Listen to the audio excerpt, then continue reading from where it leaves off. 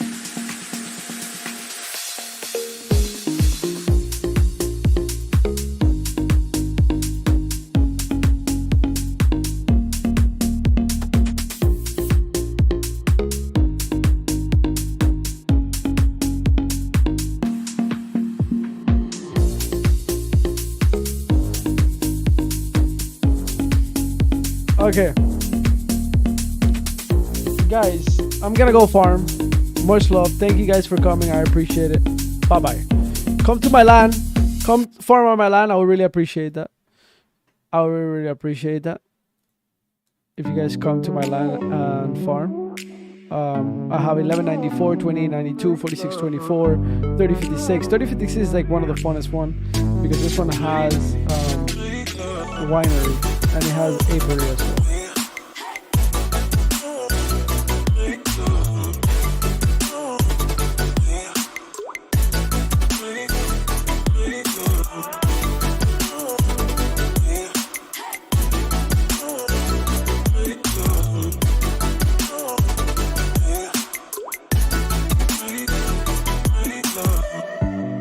Okay, what am I gonna do today? Is a question.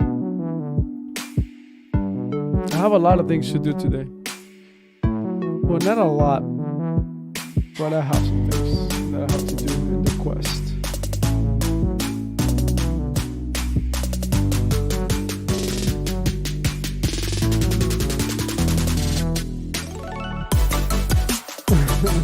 Scam festival.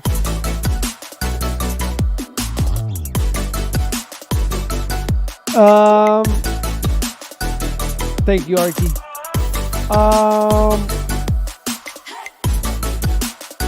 If you are looking for AMA recap, you can actually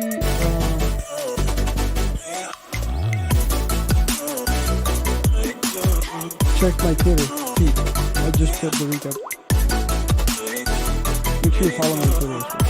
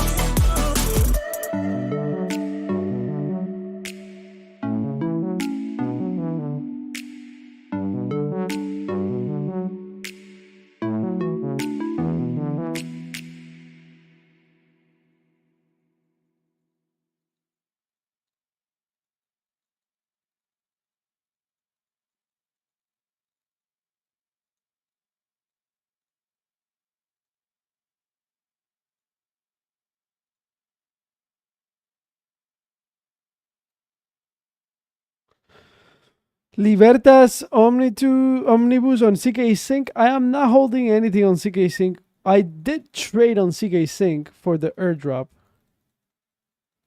So maybe I get some airdrop there. I traded at least $10,000 in CK Sync. So maybe I get something. I hope I get something. If I don't, then I'm going to be pretty mad, but it's all right. It is what it is.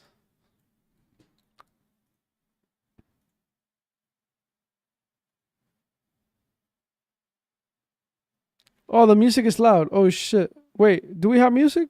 The music is not even on. Wait, what?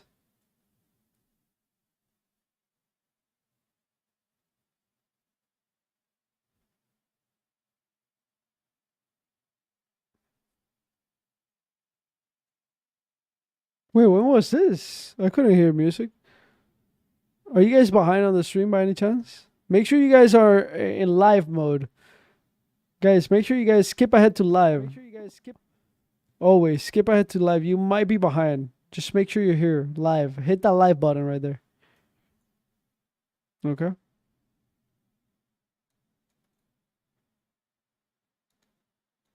I don't have anything here. Okay.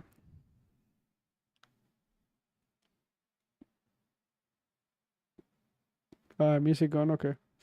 Welcome, Big Crypto. What's up, man? Haven't seen you. Maybe you were here, but I don't know. I didn't notice you. Okay. let me start doing some. You know, this couch. I'm kind of. I'm thinking of taking this inside. To be honest, let's take this couch inside, bro. I kind of like this couch. To be honest, a lot. The blue couch. Boom.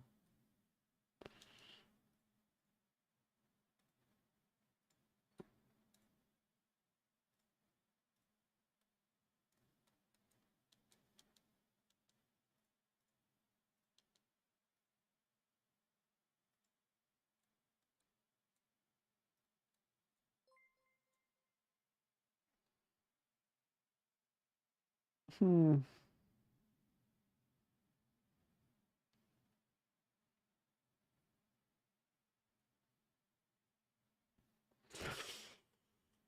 Anything huge in the AMA? Actually, yeah, bro.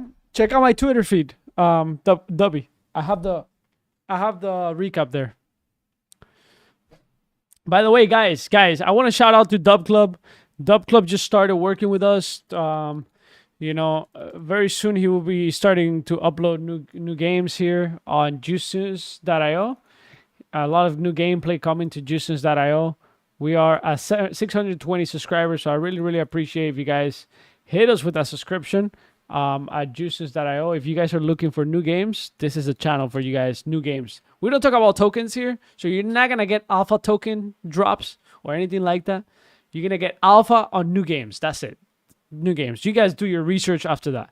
We're not trying to chill you on whether you should play or not play. That is not the idea of this channel. The idea of this channel is to literally just give you gameplay so you guys can have a look and you guys chill yourself. You guys are the ones that have to convince yourself if it's something you guys want to look into. Okay? That is the idea. And I really like this idea.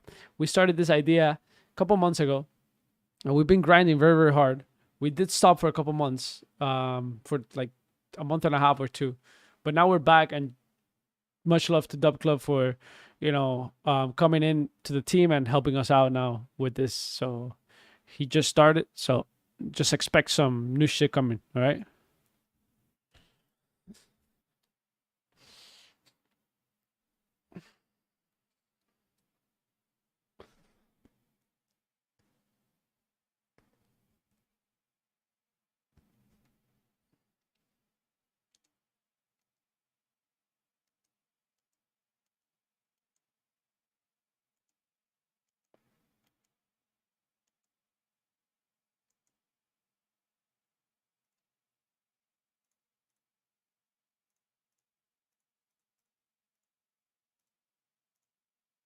All right, we got some hot sauce here.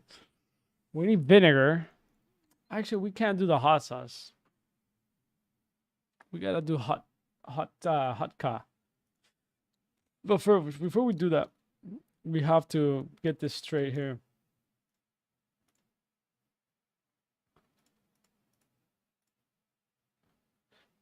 And we need some bricks too, actually. Wow, there's a lot of things we need. Where are the bricks at? Right here. All right.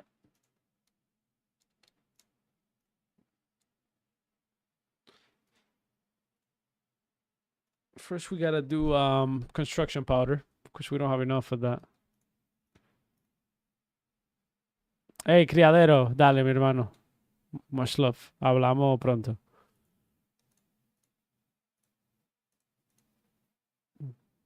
Oh my god, jar takes. We'll do this. Sorry.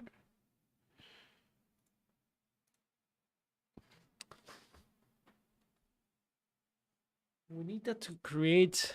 We need construction powder to create potato seeds. So. Yeah. Yeah, it's a whole process. There's a lot of things that we need. Resources. Vodka. Oh, we could do a case of vodka. Let's go. That's really good, actually. We don't have to worry about it for a little bit.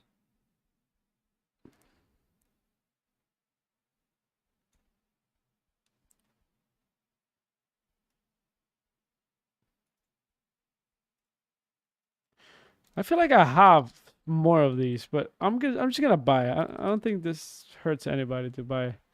Maybe 1,500. Maybe 1,000 of these. That's fine for now.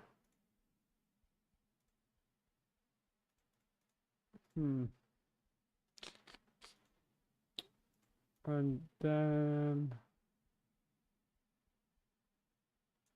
let's see. Construction powder I need. But first I'm gonna sell this wooden beam. How much is a wooden beam? A wooden beam selling for 94. Okay. 93. There you go.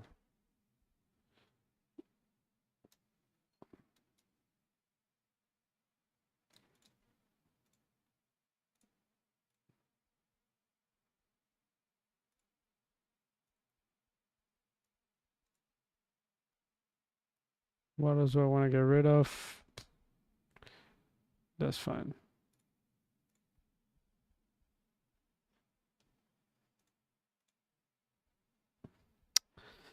All right, now we're gonna do a case of vodka. Boom, case of vodka. That's good. And now,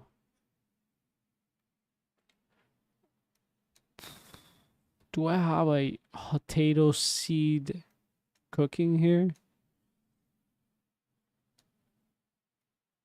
Maybe I do. Yeah. There you go.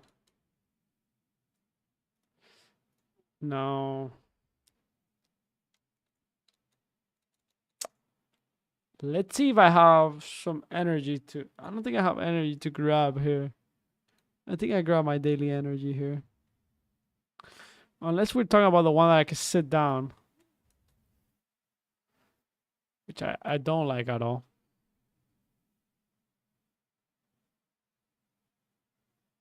Oh no, I have.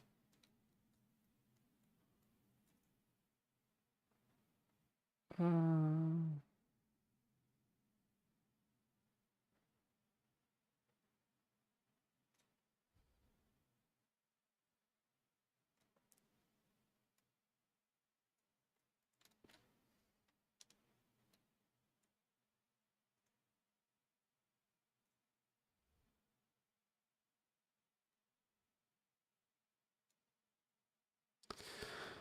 Hey, Kagi, let me ask you about anything on OpenSea. Which chains do you use to avoid huge gas fees? Wait, it just depends on the NFT. What are you trying to buy? It depends. You can't just buy anything with in any with any chain. Like it has to the NFT that you're buying has to be on a certain chain. If the NFT is on ETH, then you gotta pay in ETH. Then you're gonna have to pay the gas fee.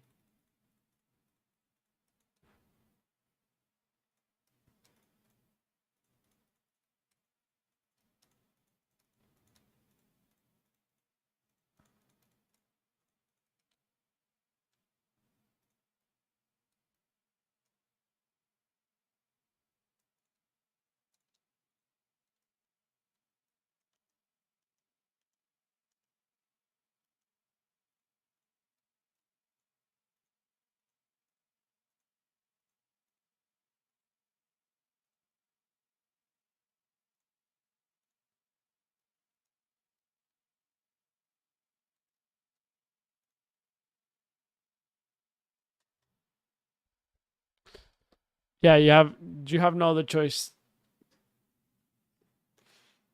Basically you gotta consider the ETH fees. You gotta consider part of the payment for your NFT. That's the best way you can look at it. It sucks, but it is how it is. So you really gotta want the NFT. And by the way, talking about that, I kind of want to check.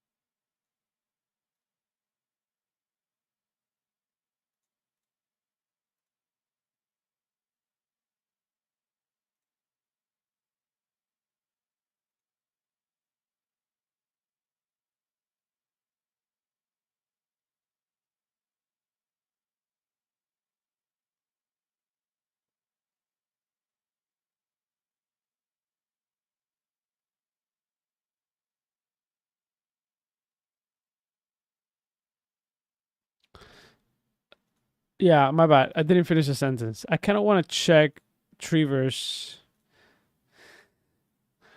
How's Treeverse doing? 0.84.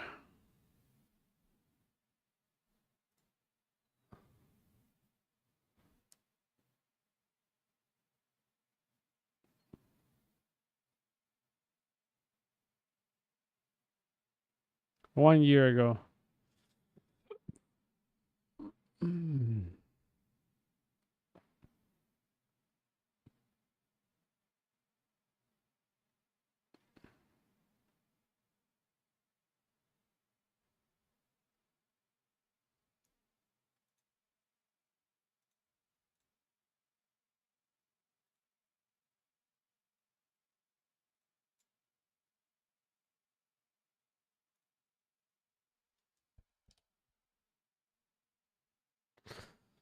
I wanted to buy a wall just to use it on my avatar. Yeah, it's horrible, man.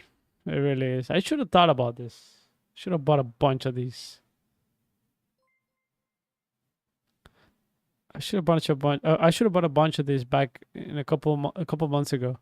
I did buy a bunch, like in March, like a bunch of NFTs. I gave it away here, but people weren't paying attention. We had like 10, 15, 20 viewers at most, or 10. I don't even know.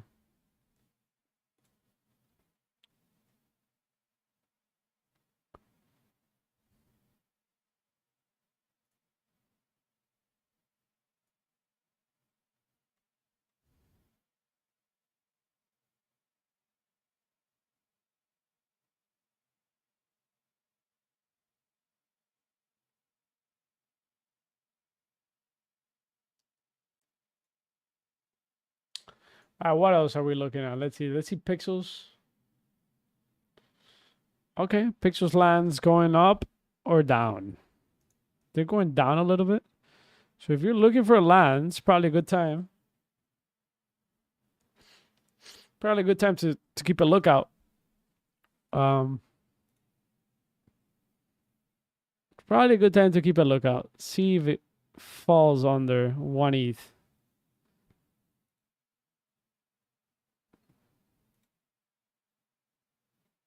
Somebody pay 6 ETH for this? 6 Ethereum for this. That is insane. Actually, let me take a look at the space land.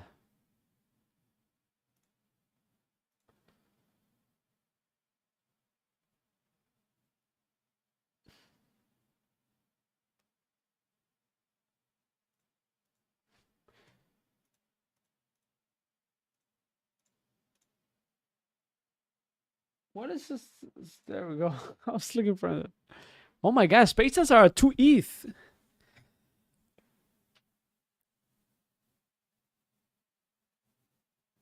Nice. That is very nice. Very, very nice. YGG bought this 6 ETH space land? Really? Why would they buy that though?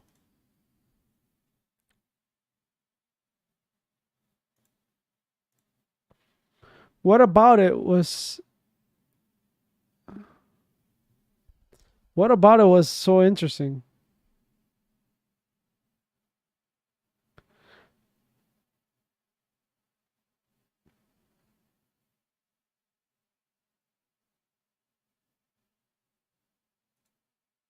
Was it did it have like did it have stuff?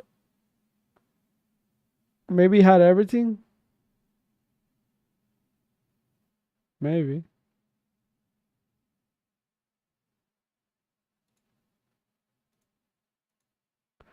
$40.22.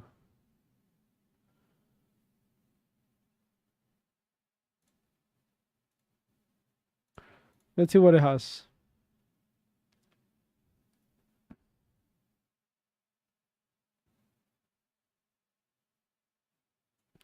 Utopia lands floor at 4 ETH.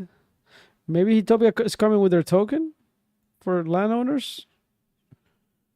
40.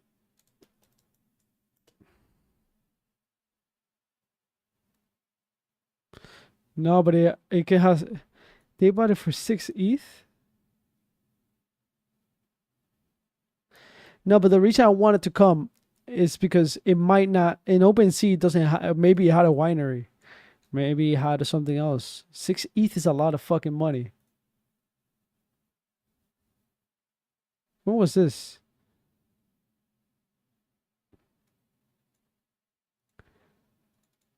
How much is 6 ETH? We got a tweet about that.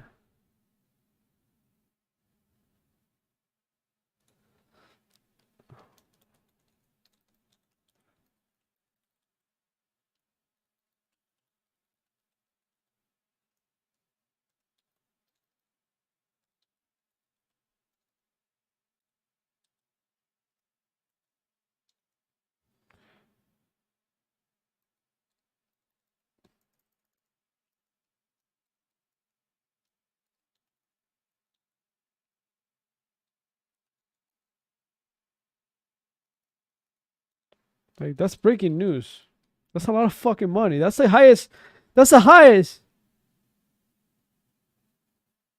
Yeah, but that's the highest land. Isn't that the highest land ever sold? That's insane. Like we're just out here like pretending like this shit is like it's cookies.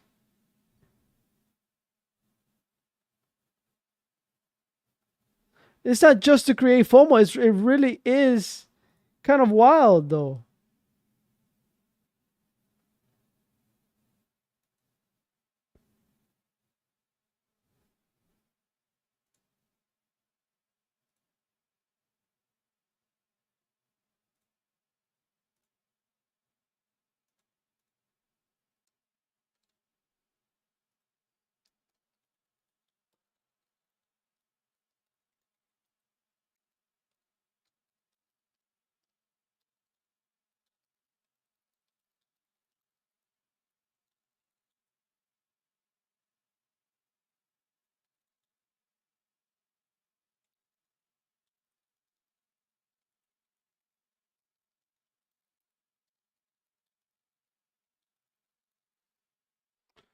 Well, let's see. Why is OpenSea breaking? What the hell? Come on, man.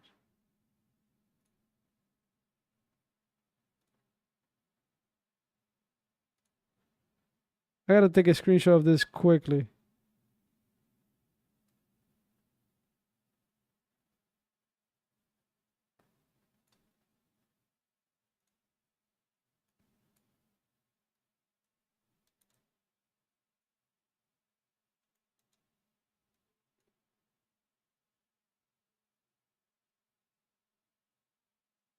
It doesn't even appear here.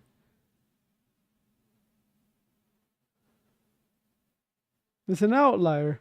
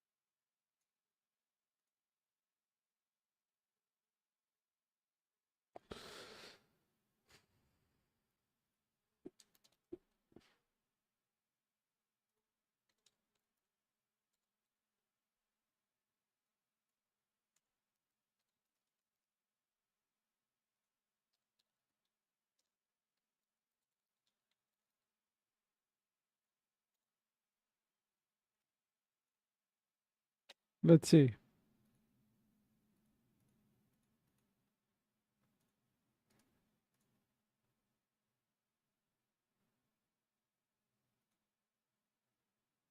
Let me take a screenshot of this.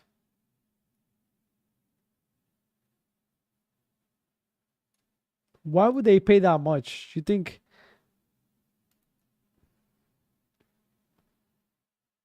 Let's just put $13,000. Is it 13? How much is that? Let's just be a little bit more accurate here. Who the fuck is Bao Mao 8?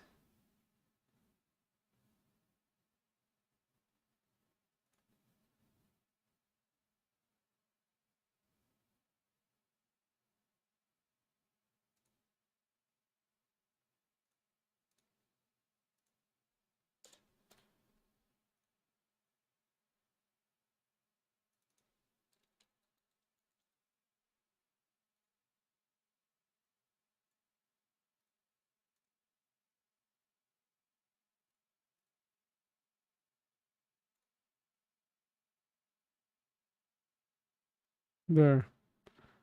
Boom.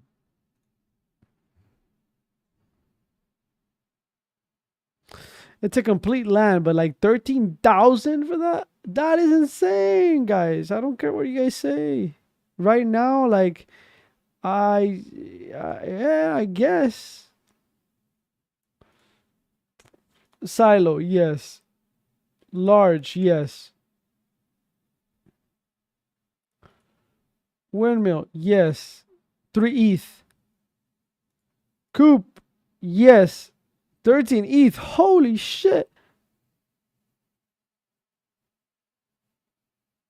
So as soon as you add Coop, it jumps like a crazy, like a maniac, basically.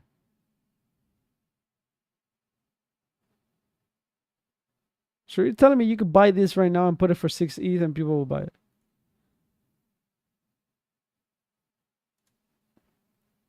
How about we take Silo out and we just put Coop? It doesn't matter. I don't care. Nobody cares about the. Let's see, small. 2.48. Damn, this is a pretty. This is a complete one. It's a small one. Not bad. Okay. Okay. If you say so.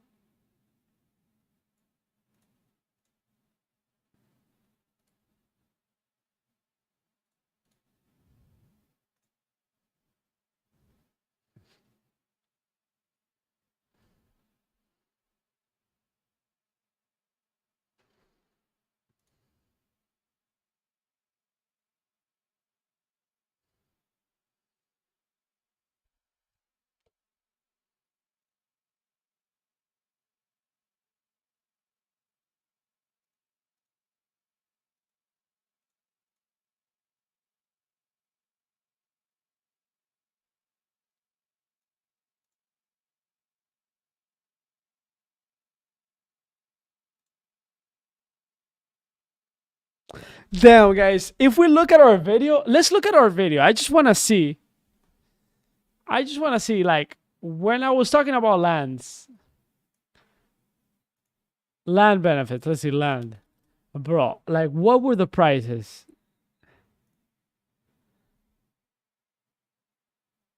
What were the prices for this shit? They had to be insane. Insanely low.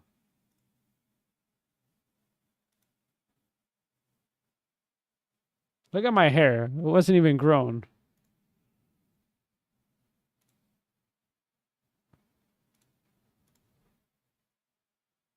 Look at this. Look at it now. 1.2 ETH.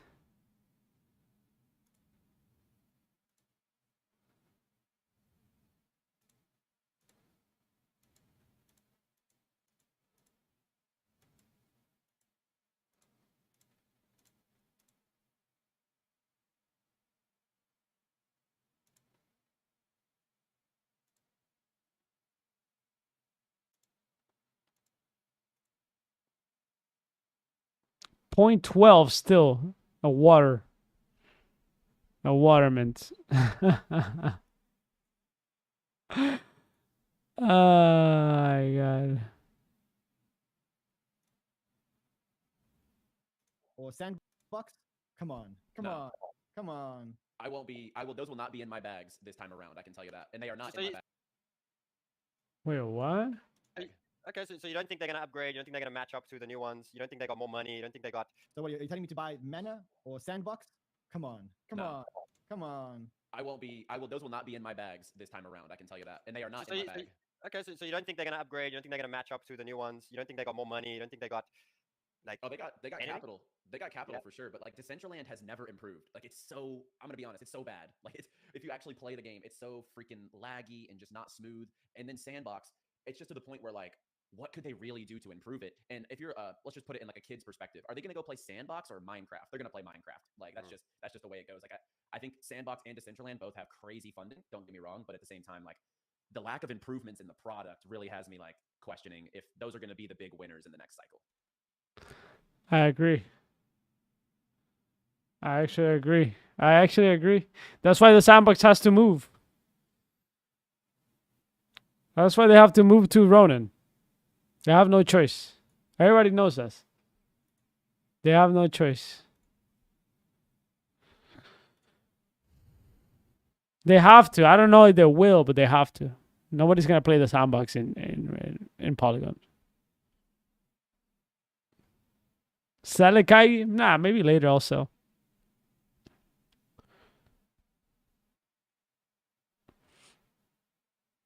Hola Ernesto, no estamos regalando VIP aquí.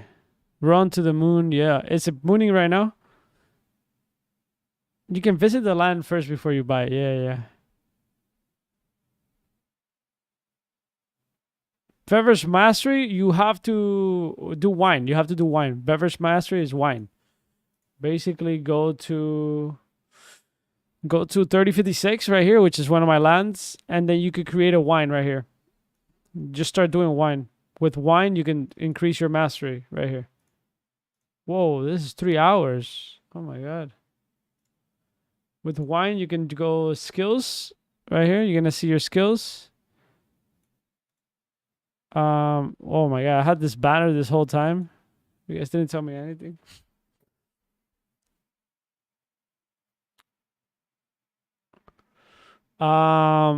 You could right here, you gotta do your beverage master. So you click on this and you could do pop berry wine. Do pop berry wine. Yeah. Do pop berry wine, which is pop berry and a few other things. If you have any questions, let me know. I'll help.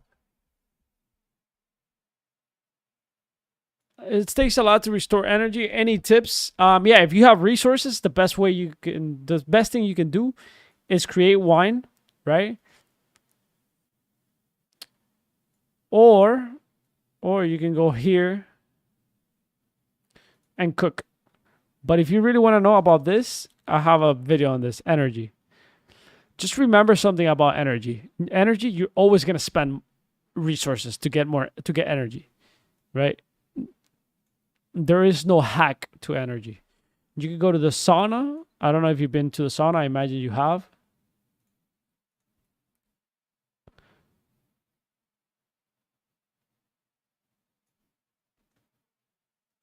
Yeah. Yeah, pancake.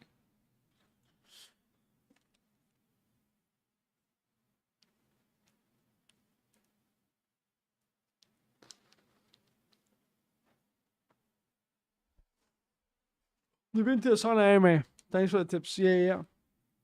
No problem, man.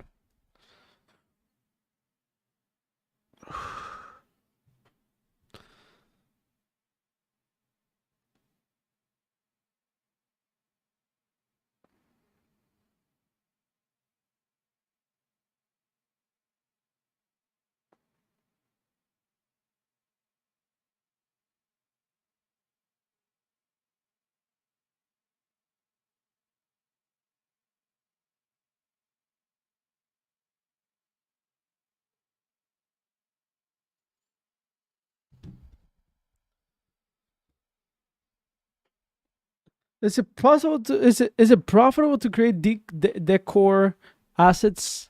You mean like UGC, like user generated content? I mean, it's only profitable if people buy it from you, right? Like, usually you need to have a reputation in the game in terms of like people knowing who you are or whatever. They know that you're a good community member or whatever, and they'll buy it from you. I mean, yeah, you can put it in the marketplace and people might buy it, but it's also not that easy to get in. Like, it's not like you just dump whatever you want into the game. It's not like that. So, yeah.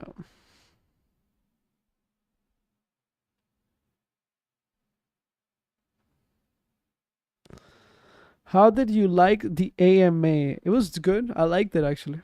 It was a decent AMA. They didn't look that tired today. Today they were a little bit more.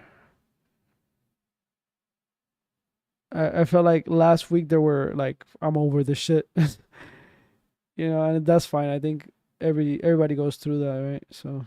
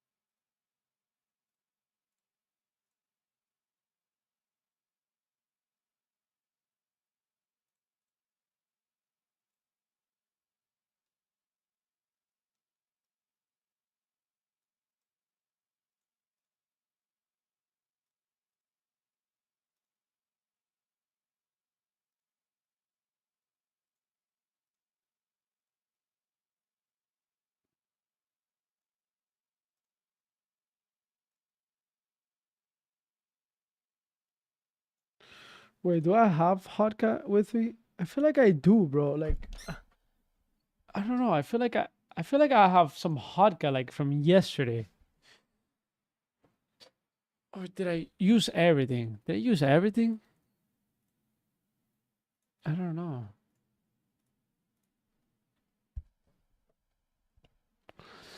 Hold or sell our airdrop on day one. You crazy.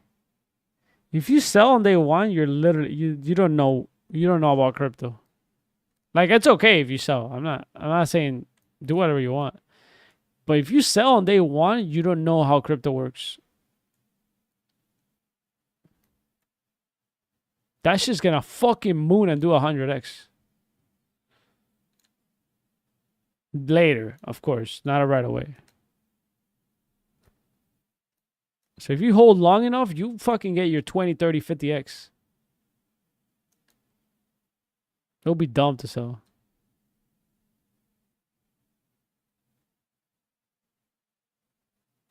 Obrigado por tua ajuda da comunidade de Juegos Play do irmão. Você é bravo. Espero que entenda em português. Claro que entendo. Gracias. Obrigado. Obrigado. Cristiano! Sim! Sim!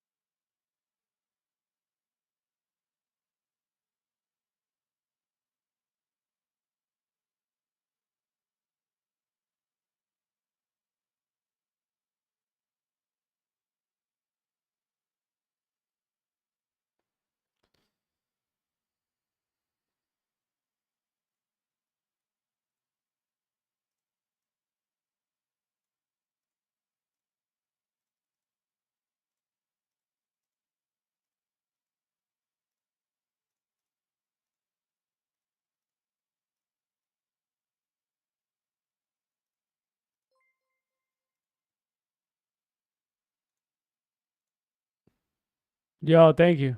Whoever subscribed, I appreciate it. Who's this? Christopher, thank you.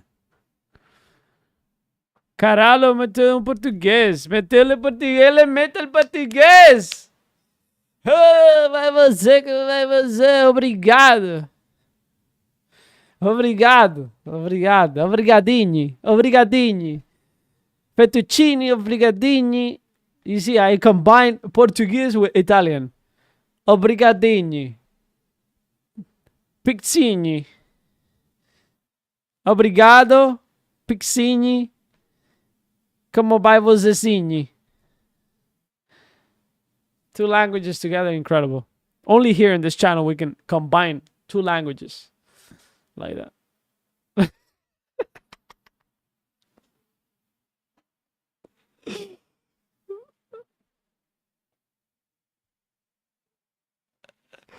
Habla la que cría de favela.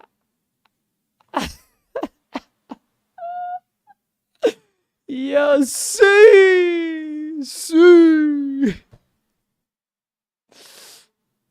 You guys are too much, bro.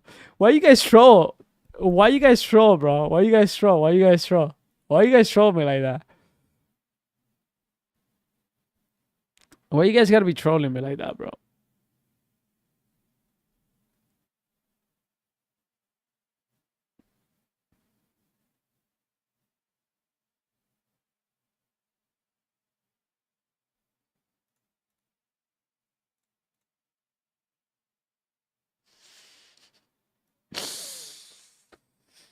All right, all right, all right, all right. Let's see what else I gotta do, guys. I gotta do.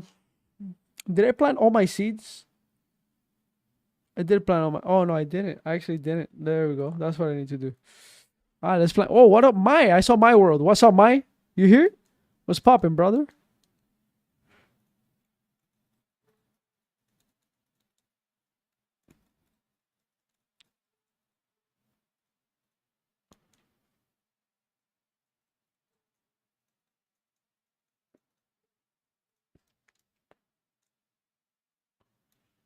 Uh,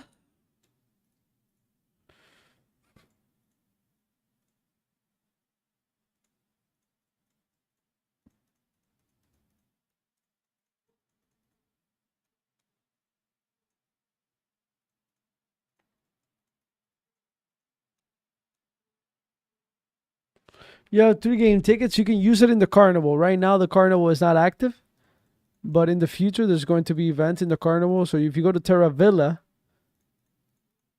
we just had an event in a carnival. But if you go to Terra Villa, the main town, you go to the north, you're going to see a carnival event. And usually when they have like events from now on, you're gonna be able to use your ticket. You see, I have 56 tickets, and you could use it for giveaways and shit like that. So just keep a lookout. I would store it.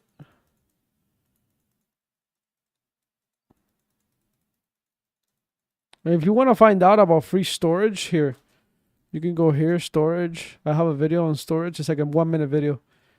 I teach you how to create storage and how to get free storage. Probably something important to know right now because you're going to be asking me later.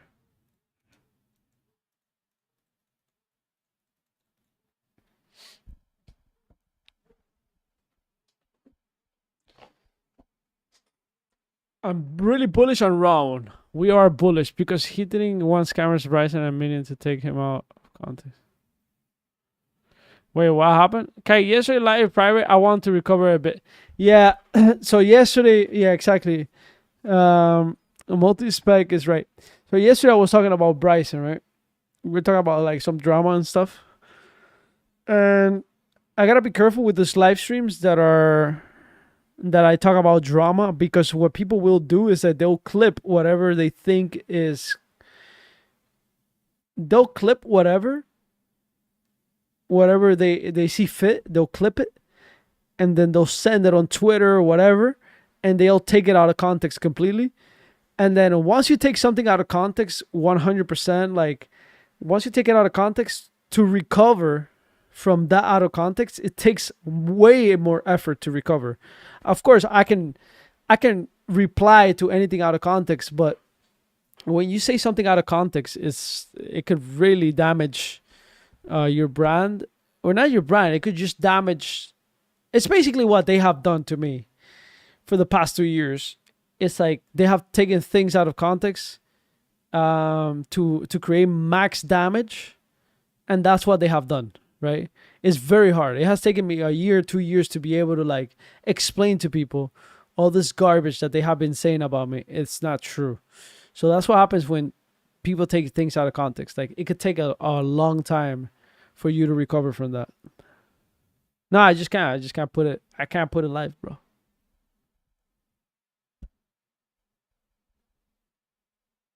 No, the link is the same. It's the same one as on Twitter, but it's private.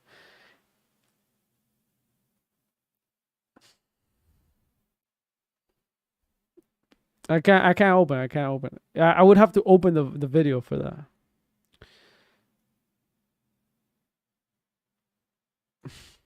This guy wants to recover 1 hour of yesterday.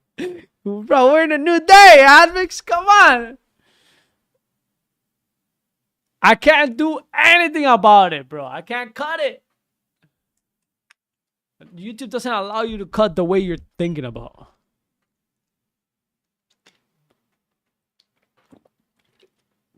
You can't just cut in between on YouTube.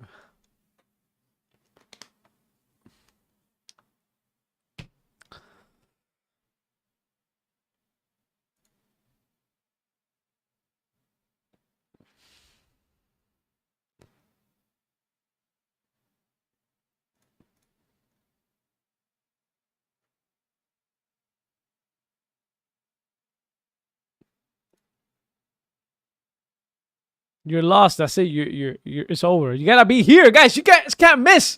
You guys can't. You guys can't fucking miss a stream. What's wrong with you, man?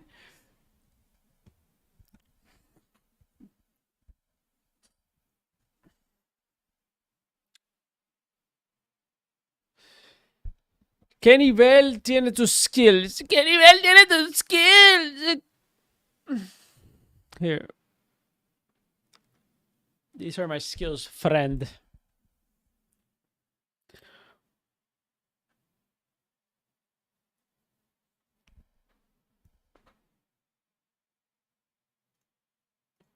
I saw people asking, "Oh, yo, what is Luke on? Like, what kind of drugs is he on, or some shit like that?"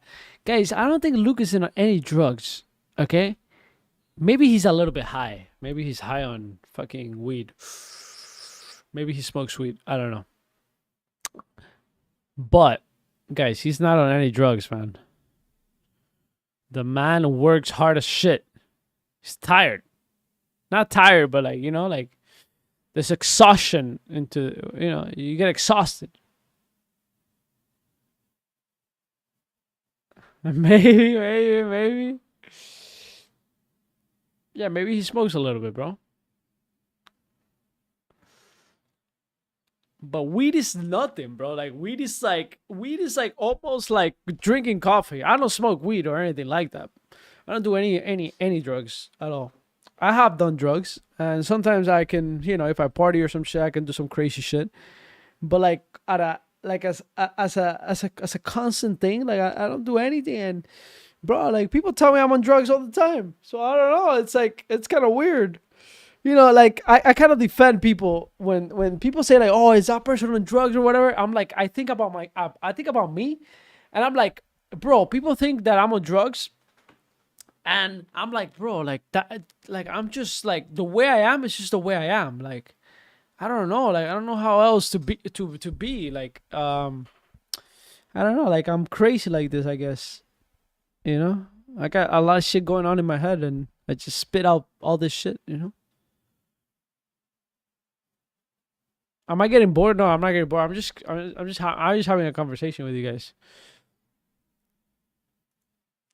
Are you talking about like if I'm getting bored of the game? I mean, the game is at this point for me, and for many of you guys, that's why I know it. It's getting repetitive, but everything gets repetitive. I don't think I have learned to enjoy things. I have learned to enjoy games in repetitive mode, because that's what games are. There's this loops that you repeat, right? And new content needs to come out, but that doesn't, you know, that's part of the grind of a game. you know. So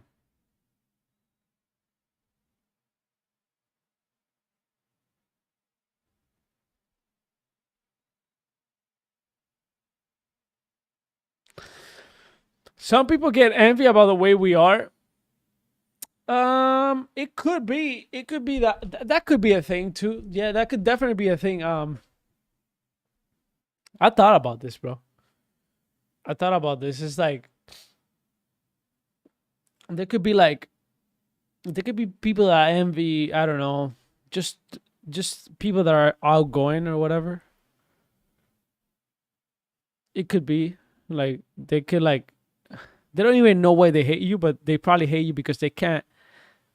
They probably can't be like that person that is outgoing, that is fucking like going at like trying everything. It's just like, you know, it's not scared of anything. Actually, I got a few messages like that. People tell me, bro, you're my spirit animal. I wish I was like that brave as you and stuff like that. I'm like, damn, it's pretty normal for me to be the way I am. Like, I don't even try hard to you know, sometimes I do shit overboard, but like it's just fucking normal, you know. So that could be, it could be. But I also envy people that are really chill. I don't envy in a bad way. I think I admire them. Like some people that could like be really calm, and they're calm but they're not shy. If you know what I'm saying. You know what I'm saying? They're collected. They're calm and collected, and they're not shy. That's really admirable too. Very, very admirable.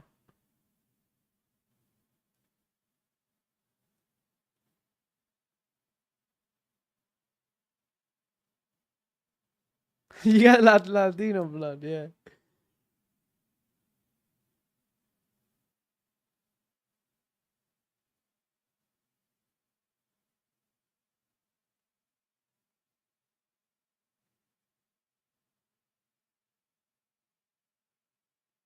Yeah, people that don't have attitude, that's true. They don't have that drive. They wait for things to happen. Yeah, yeah, yeah. That is true. That is true. That is true. There's a lot of people like that. But I don't like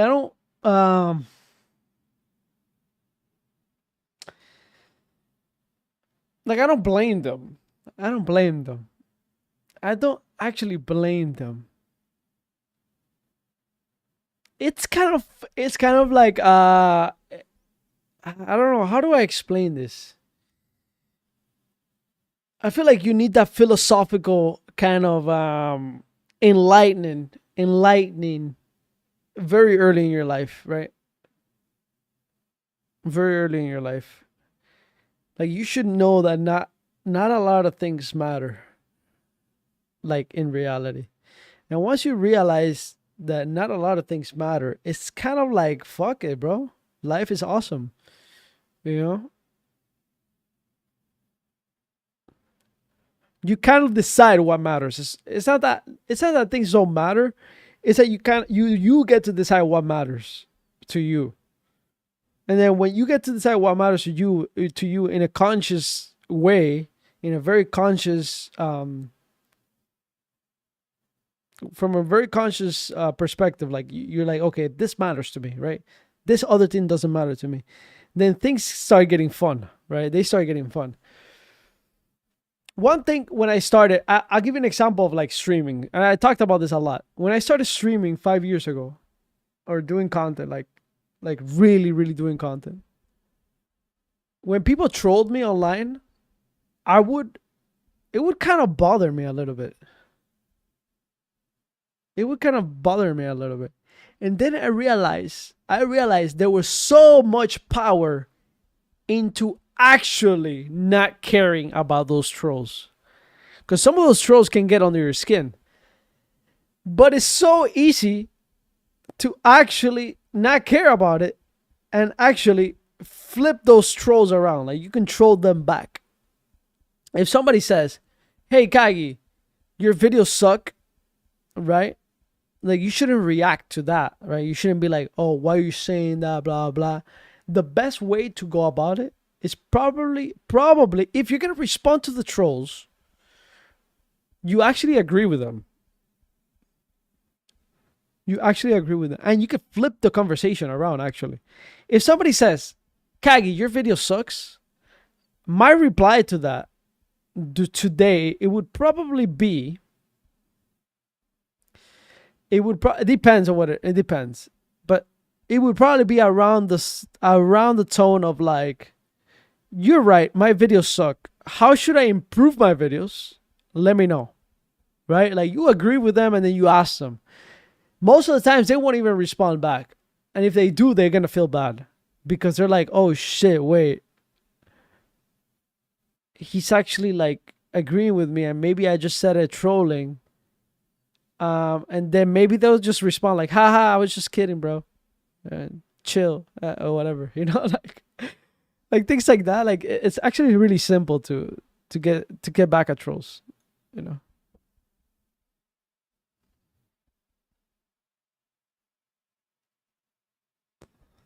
Don't hear the trolls, they bring no value. Yeah, you know, of course. I don't really listen to them. But there are trolls that do bring value to me, in my opinion.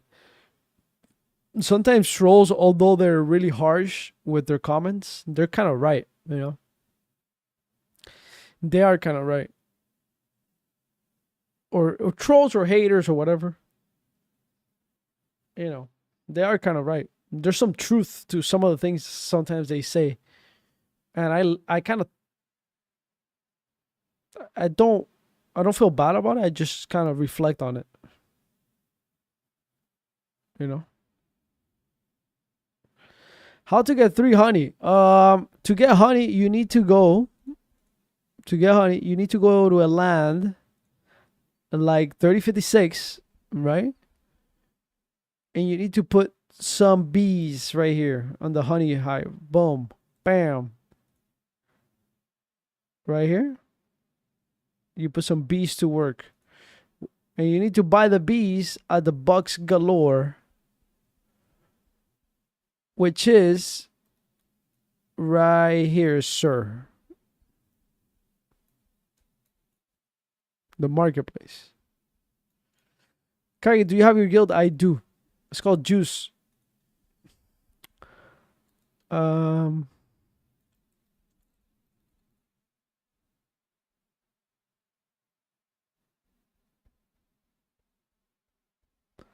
It's gonna cost you 1,000 berries. Or you can buy, if you have VIP, you can buy from other players right here for less. Queen bee. Bam. 220 right here. Bam.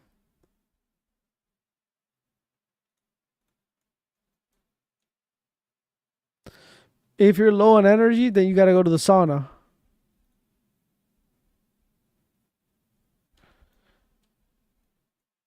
You gotta wait. But here's smart. I thought you guys were talking about Ark for a second. Low key. Low key, bruv. Yeah, then you're gonna have to pay 1,000 if you're not VIP. Low key, bruv.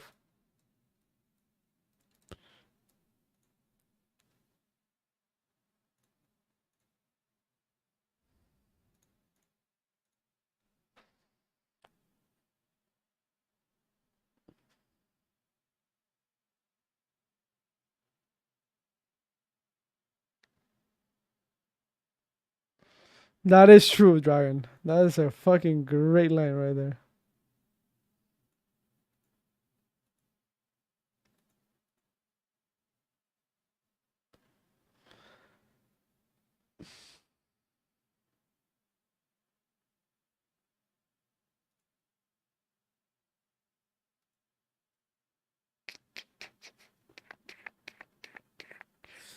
I need to do construction powder. Maybe I should do construction powder one by one, right? For now.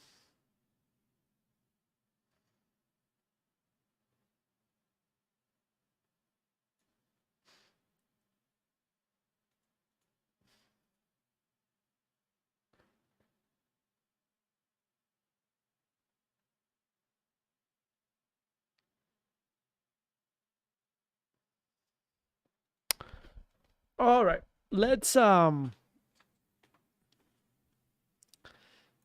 actually organize a little bit here.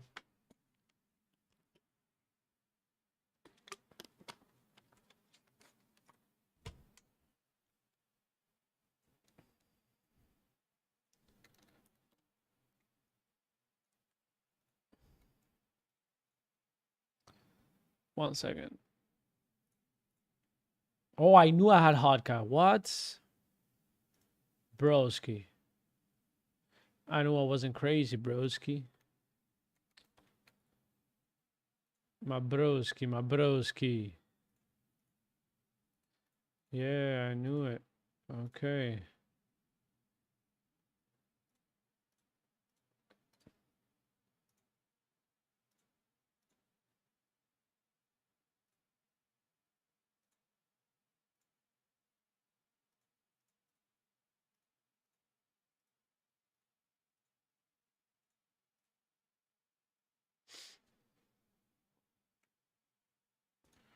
Got down with this tickets. I'll leave it here. Alright.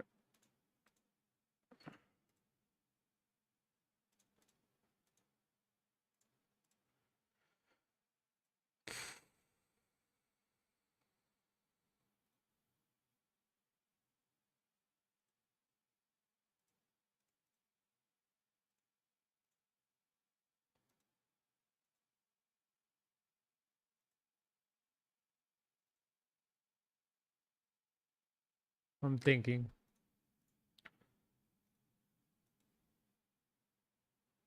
Hmm.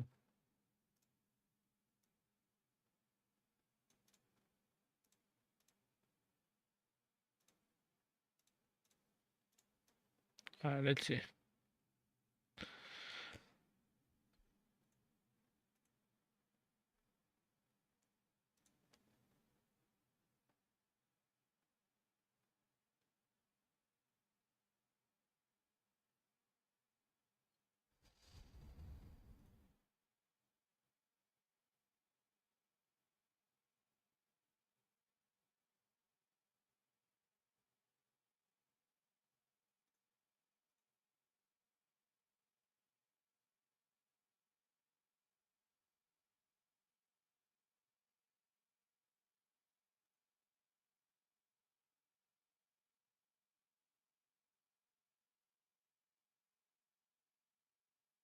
Hi, are you giving chicken or are you outputting your land?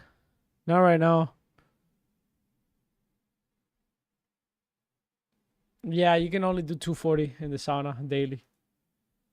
Right, it's daily, guys. I need to get zap, guys. Damn it. I need to get that zap it zap. Zap it zap. Zap.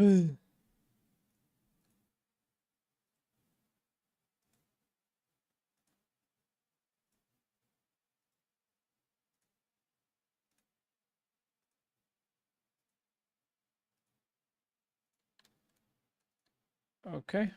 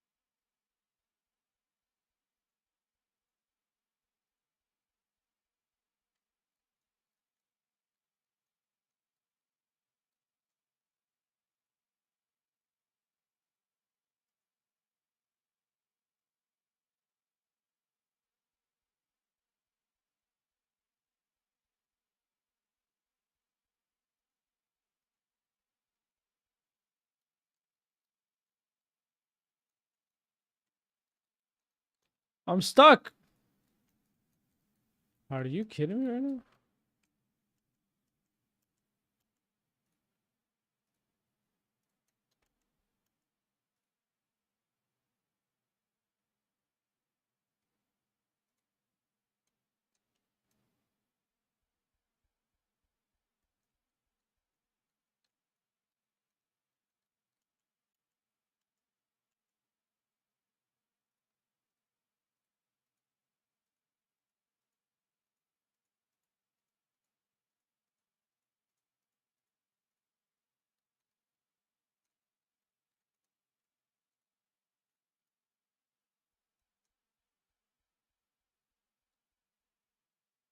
Do I ever go to New Cyber? Yeah, I go from time to time. I mean, right now, New Cyber gives you business.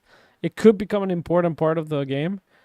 Most likely it will at some point. But right now, I'm not worried about it. Like, but definitely something that you should probably keep in mind and doing for sure. Plus, the energy or whatever you do in New Cyber doesn't affect your game, so it's not tied. The only thing that is tied is a business skills, I believe.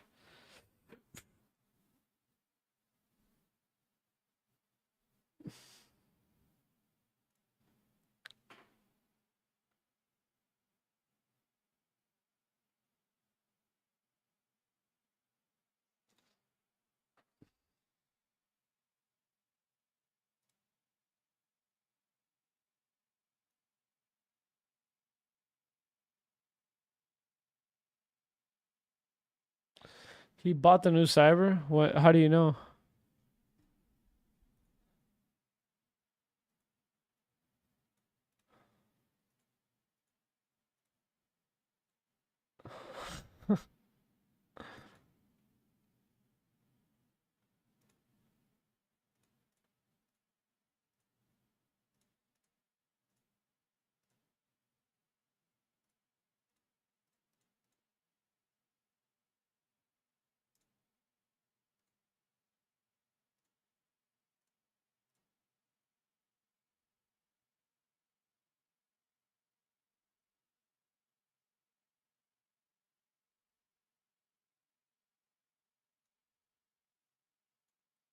Are you guys staking your own?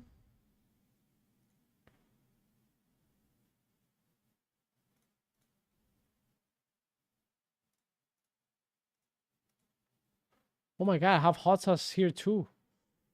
What in the actual world are we doing here? Wow. We're almost at 21. Boom.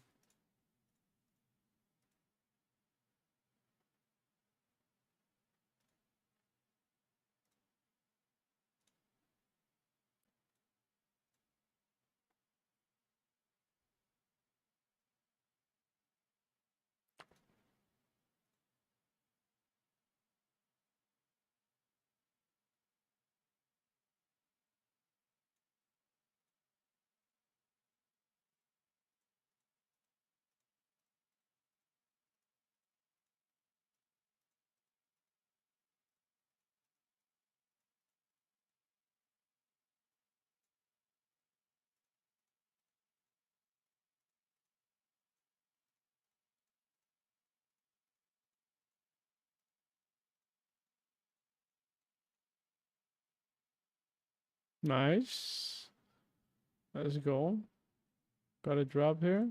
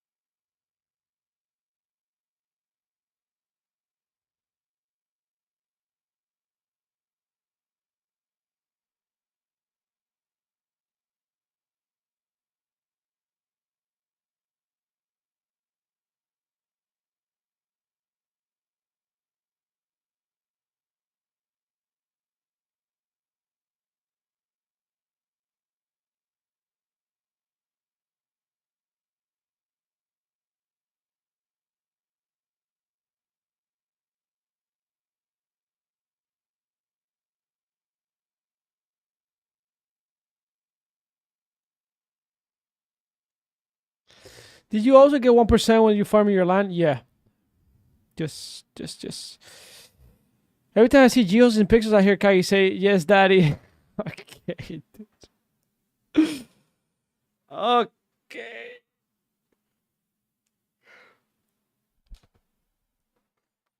Guys, rolling is flying. That's beautiful to see. Can you guys believe this shit was at 20 cents just a year ago?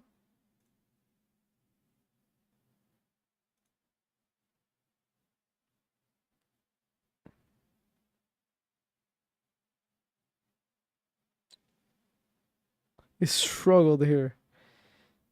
Boom.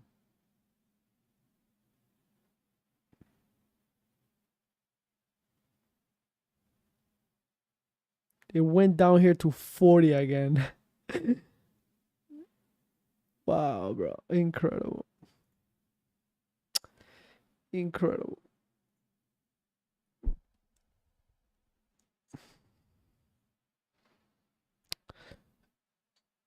Yeah, it's based on exactly. It's based on how many people like just farming your land. Yeah, like, not how many people, but what how many resources are farmed in your land.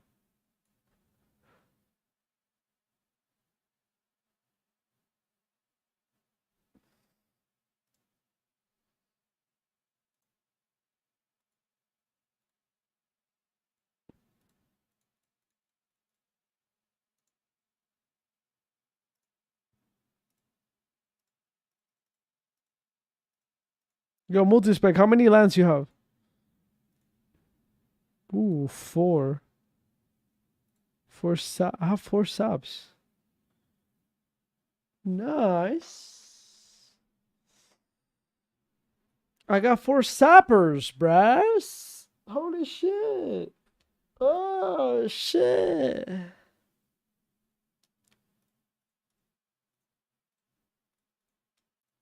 I didn't even notice I had four subs.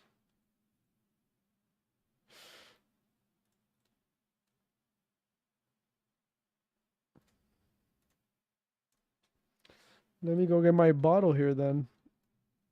We got a ready bottle, ready bottle. Boom, bam. Beam. Then boom. No, not here. Fuck. I have to go here.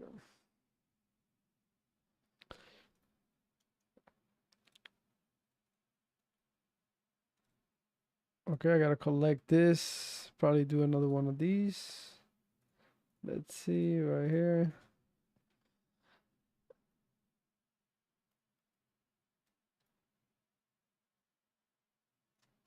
Bam, boom, beam, bam, bing, boom. I have to get more sand. I think I have one more here to make 100 potatoes. 100 potatoes. Let's see. Where is this thing? Where are you? Where did I put you? Where did I put you? I put you. Oh, wait, I have potatoes here? Actually. Oh, shit. I can make another one. Okay, cool.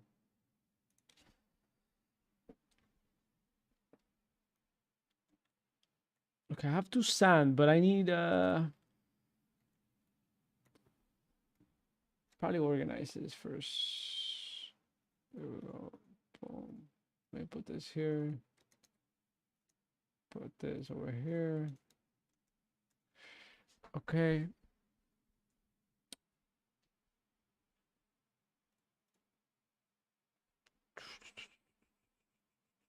I don't need this small pot. Whoever gave me this, like I almost want to kill you right now, bro. I don't want this. It's in my way. All right, look. I have this. I have the What else do I need? The crafting mix, right? I need one more of these though. I'm pretty sure I have. I'm pretty sure I have a. There it is. Bomb, bing, boom. I'm probably gonna take this and sell it. Yeah, let's do that.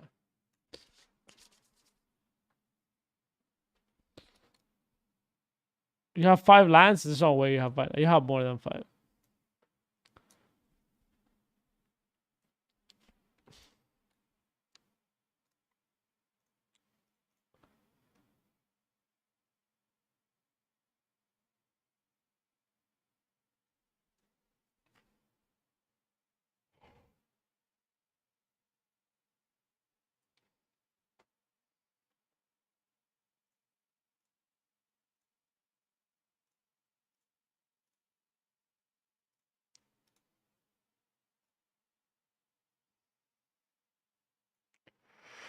Let's see.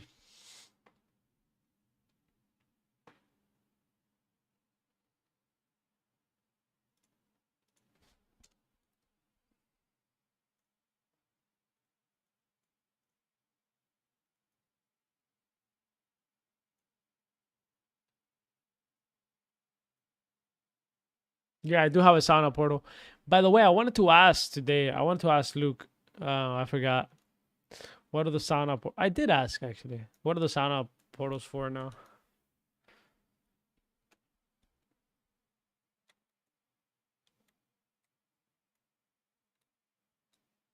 Because what's the point, you know?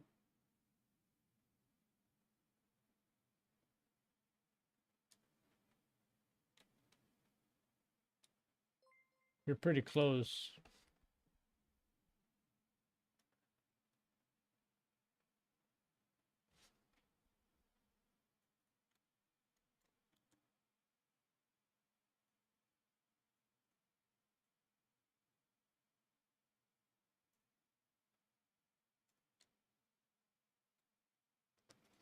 Yeah, they're still faster than walking, but it's not a super mega. It's not super mega valuable for the amount I paid for that sauna. Like it's not $300 worth, right? It was $300 worth back in the day when I bought it. When I bought it, the amount of walking you had to do with the sauna, it was $300 worth. People would rather farm in a place where they had a portal. But today it's like that shit is. I mean, with chapter 2, it could become really really special, right? Like, of course, it could be really really it could become a really special thing. It could maybe take you to the dungeon, or maybe you could choose wherever you want to go, right? Like that's how I see it. I see it more of somewhere where you can like choose where you want to go, right? Like imagine you click on the sauna, and you could choose like, oh, carnival, or like bucks galore or whatever. That's what I think it's gonna turn into.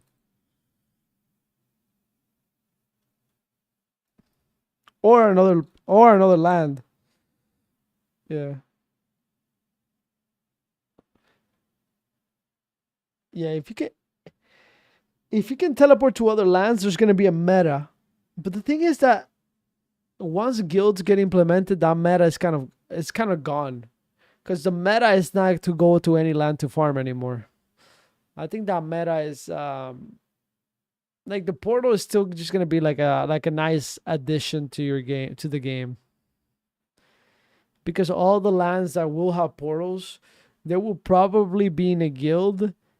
There won't be public lands, and that also means that nobody's gonna go to your land just because it has a portal anymore. You know what I'm saying? They're gonna go to your land if they're part of your guild. If they're not part of your guild, they're not going there. So I don't know. Unless you have a public land and you decide to put a portal on the public land for anybody to farm it, and then you put a portal, then yeah, people are gonna go and farm your land. Yeah, it still has value. if you decide to go the public way instead of guild, and you have portals in your land, like people will still go there.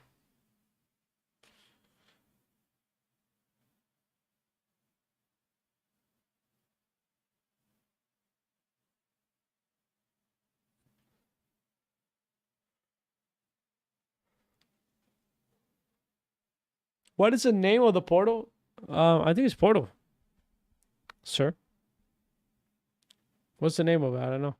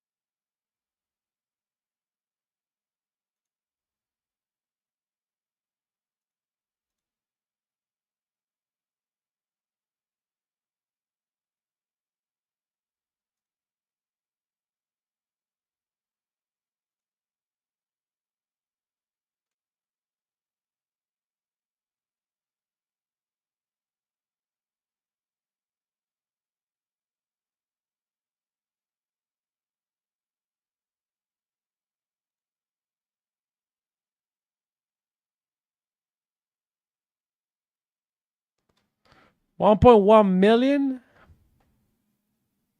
or wait, 1K. I'll buy it right now. The fuck.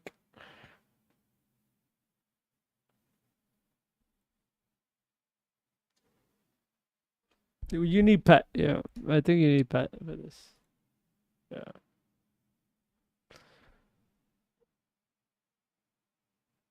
Wait, now 1.1K. Oh, dollars. Yeah. So 1.1 million berries. Got it.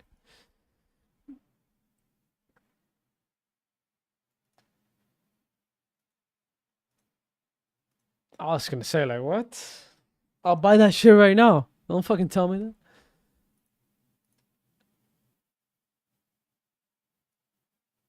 Oh, can it be level with the cow? I guess it can be level with the cow. There you go. I didn't know that. Thank you. So many details. You live and you learn.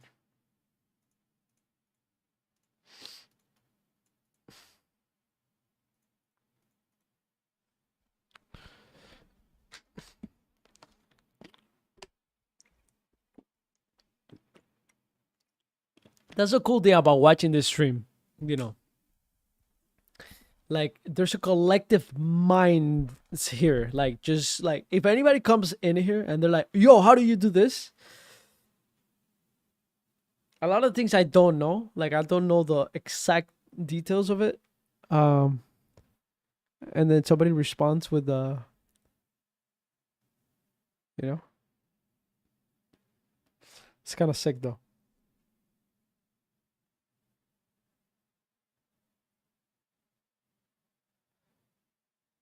Delivering robust brews for the brews. I think you need it for the brews. Then you could do Java pods or whatever. Java pod. And then you need the Java pod for the coffee brew or whatever. When pixel? Yeah. That's a great question.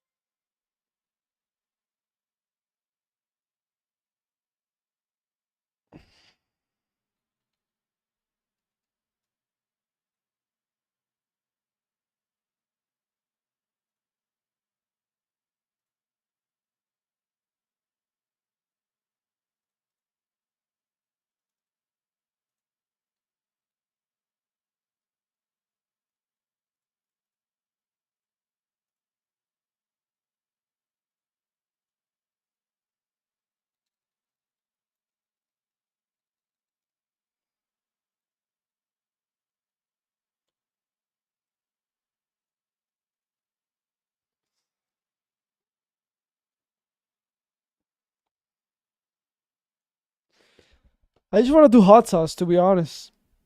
That's really what I want to do to be able to rank up, because there we go. Oh shit, we're at level 21. Let's go.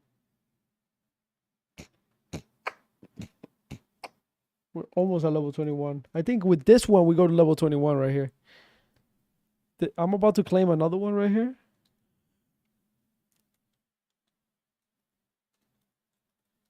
Oh, I thought it was ready.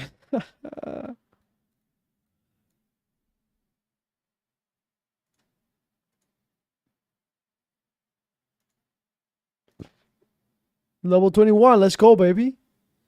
Let's go. Now I have barbecue, traditional barbecue sauce, which is pretty easy to do. It's 120 XP. Is it more worth it to do this? Maybe. It takes 11 minutes though. Huh.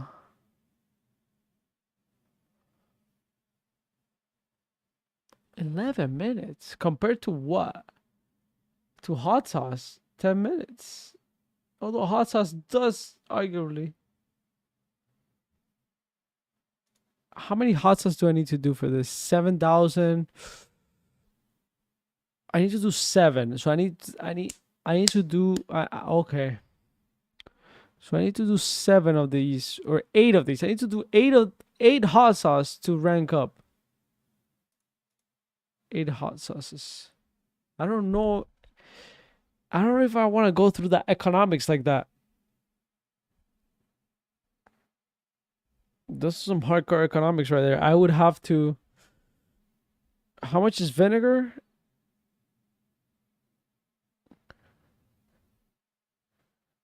Calculator. 8 times 100, which is how much the cooking mix costs. And then vinegar. How much is vinegar? I forgot. Vinegar. Let's look it up. No, we can't look that up. Can't we look that up?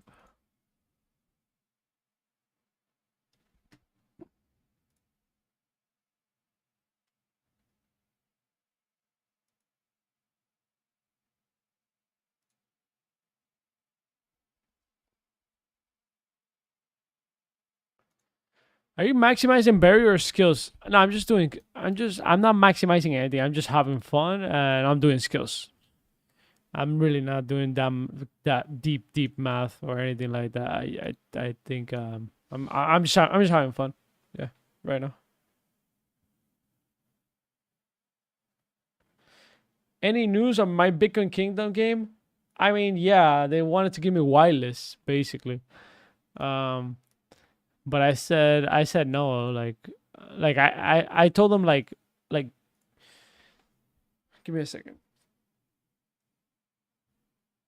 500 times 8, 4,000. Holy shit. 5,000 to rank up right here. If I really want to do it this way. And that's for level 22. I think I gotta slow down here. I'm gonna go broke. Maybe not. Fuck it. Wait, no. Yeah, 16 times. No, it's 8,000. Oh shit! I'm gonna go broke. Can you cook? Yes.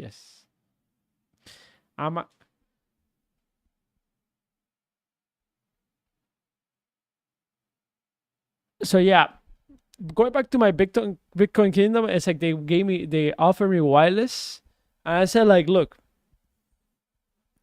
that's 2020, right? In my mind, I don't know what I told them, but that's so 2020. Like, your game can have all the hype you want. I am not putting myself in the position where I have to give where like I'm exchanging my services of exposing your game to the world for wireless. That's ridiculous. I don't care how much hype your game has. Right? Now, what I did tell him, like respectfully, is If you give me some lands, right, in exchange for me talking about your game, then I'll give it to my community and I'll keep 1 or 2 lands. The rest, I'll give it out. That was the deal that I gave him. And I think it's a pretty good deal. There's no money. You're not exchanging any money.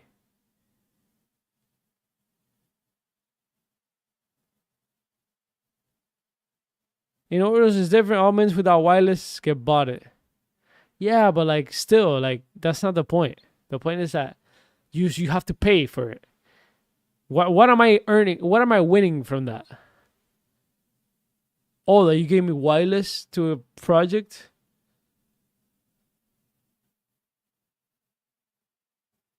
Like I'm not. Like you gave me wireless. Like like my community still has to spend money. You know, like I'm okay. I think people should spend money, but you gotta give me something where I win, and some of my community members can win too. And I'm not saying all my community should win. It's not even like that because that's impossible. You know, we're not running a charity event here. You know, but if you give me a good amount of lands where I can distribute to the top community members, right, through Discord, Twitter, YouTube, right? If you give me a good amount, a decent amount, not like crazy, just a decent amount, like, you know, like, bro, you know, we can make a deal. And I'm not even charging you. I'm not even charging you anything. Yeah, I'm not even like, if they were to do that with anybody else, with any other YouTuber, like, I don't know, like Ivan on Tech or something like that. Like, we're not talking about like 1 or 2 lands. I'm being generous, to be honest. You know, this motherfuckers go for $30,000, $40,000 a video. 20. If they want to do it. That's if. As a matter of fact, it might be 20, 30, 40 for an integration. Maybe. I don't know. Like, and that's an if they answer to you. So, like, I don't know. Like, I just feel it's a fair deal. You know, and I'm talking about it like I'm mad, but I'm not mad, guys. I'm not mad. I'm not mad. I don't think they're mad either. I just told them, like, look, when you guys are ready to, you know, when you guys mint out, maybe you guys leave some for marketing or whatever, then, you know, I'm willing to talk to you guys. So basically, that's what I told them.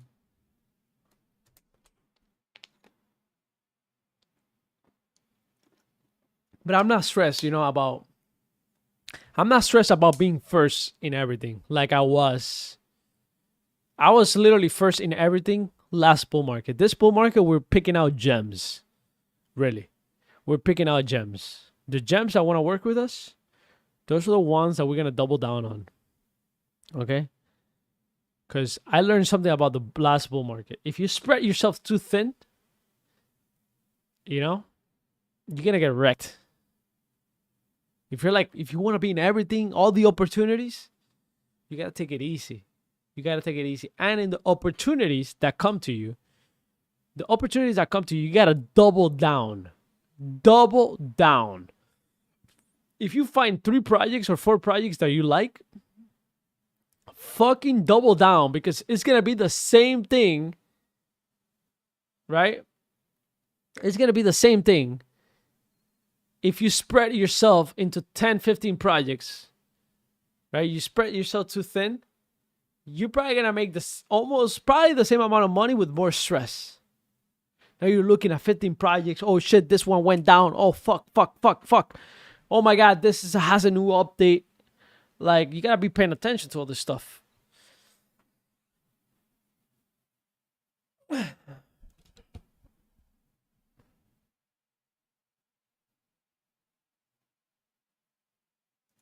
Doubling down is like, if you bought 1 pixel land and you believe in the project, you should be buying 5 or 6 or 7 or 10. Right? Maybe you missed that train. Right? When the pixel token comes out, instead of like, oh, I'm just going to put $500. I really believe in this game. I'm going to put $500 and then $500 here. Fuck that shit. Put 10K if you have 10K. Put 15, 20 if you believe in the project. Don't fuck around. You know? It's all, obviously that's all depending on your pocket. But if you believe in Ronin, let's say you have 100K. If you believe in Ronin, put 20K. If you believe in pixels, you put another 15K. If you believe in, I don't fucking know, Kuroro from Magic that I just showed you guys, if you believe in it, you put 15K there.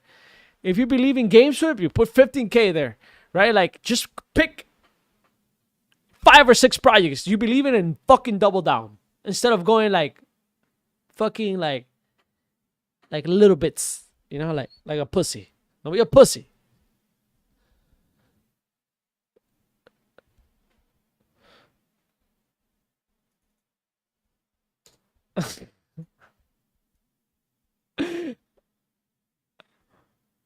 Don't be a fucking pussy, you know?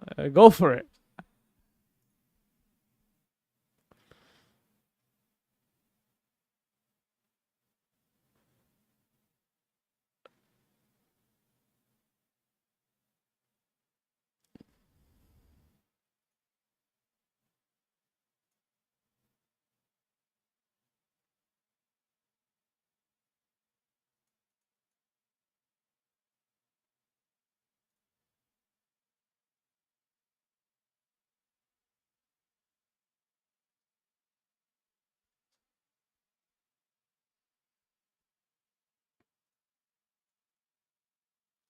You know, I respect the people that double down. What's up? Yo. You should be Justin, not YGG. Disrespect. Don't talk to me. Thanks.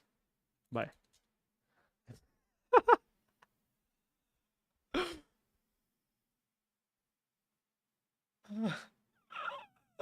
I'm kidding. I'm kidding.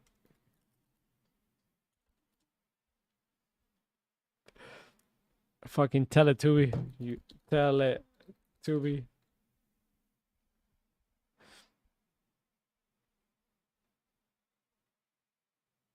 Thanks.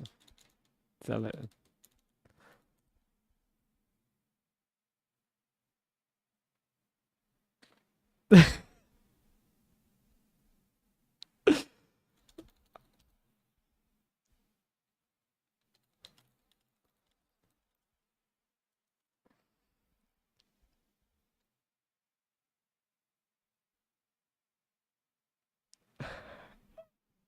This motherfucker is selling his services to help me on the quest. He knows I'm on this quest, and he's like,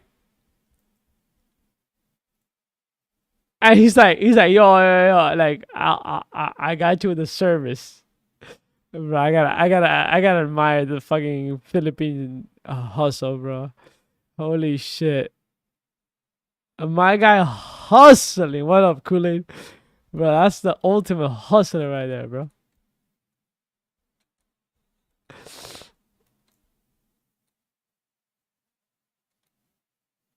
Don't start beefing and they wipe us easy.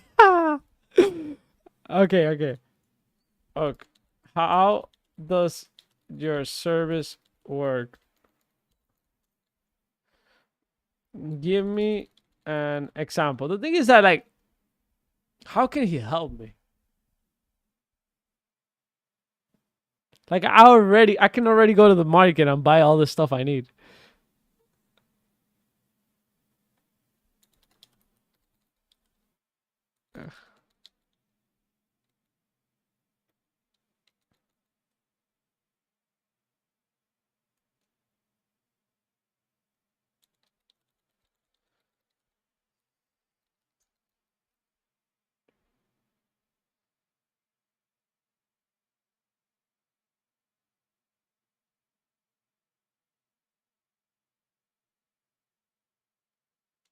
Oh, so wait.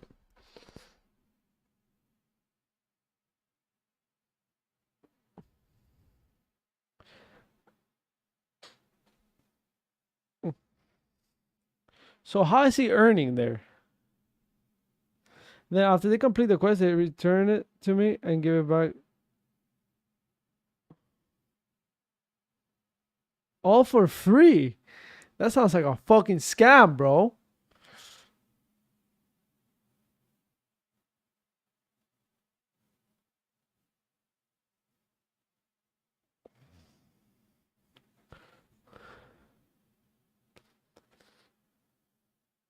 I don't get it.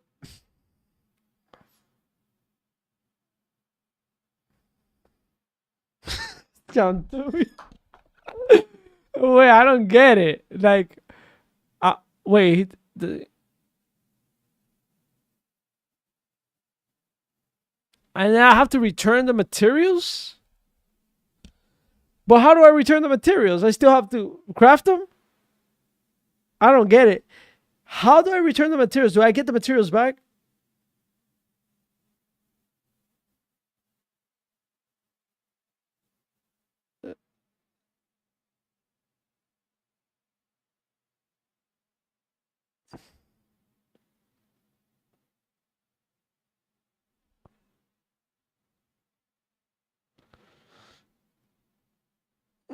Oh. Help me. Let's see. What do I need? Good.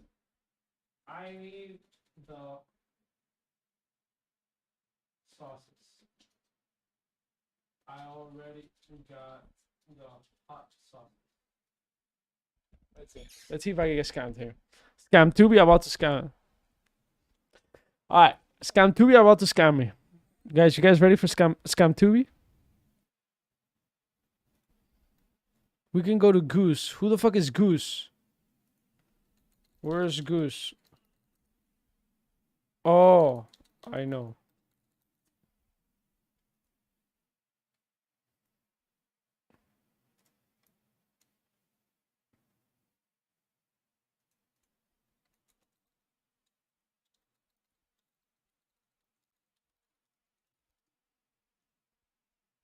Make sure. Yeah, but what server? What if he ends up in another server? Oh, let's settle on 14.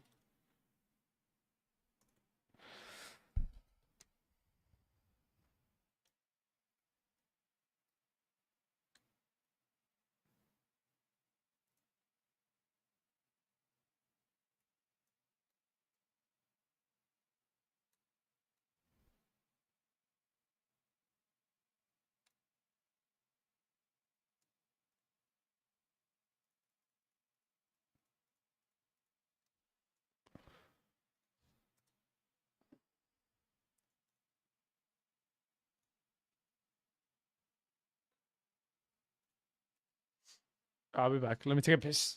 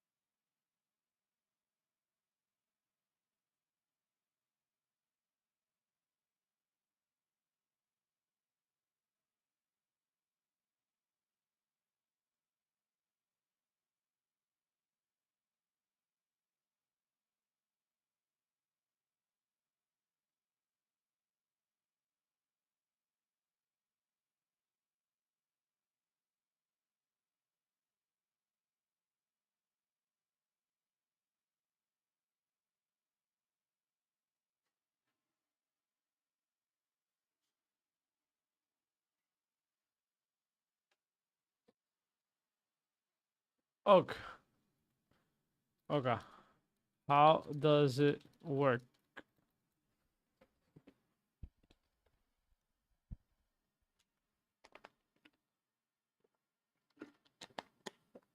I don't get. I don't get it. I'm very like okay. I'm very confused. I'm about to get scammed right now.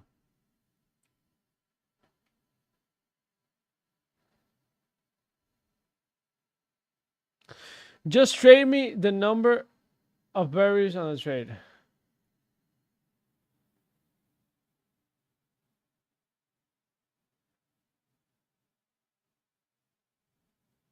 Huh?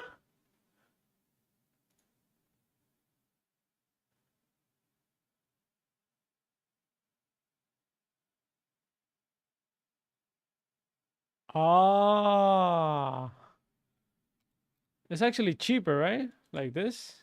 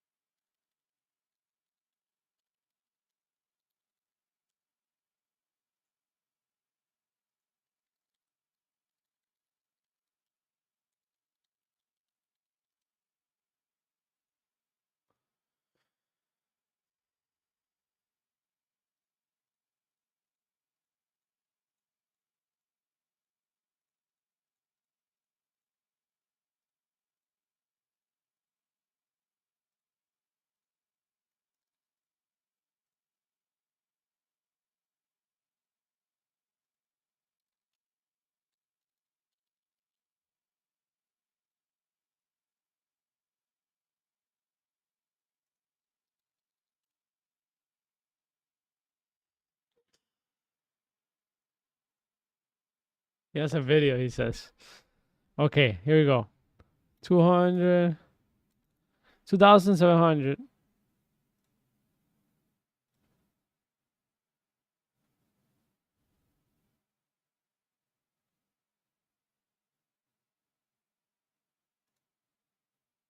Okay. Now what? I give it. I turn it in.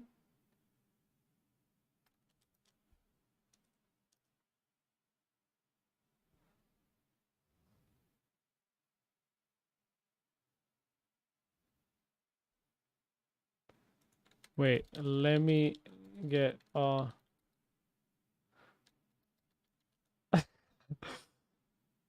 BRB.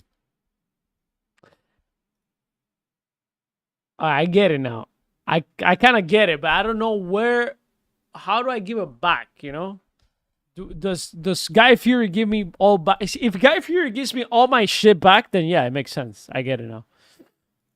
Absolutely, I totally get it.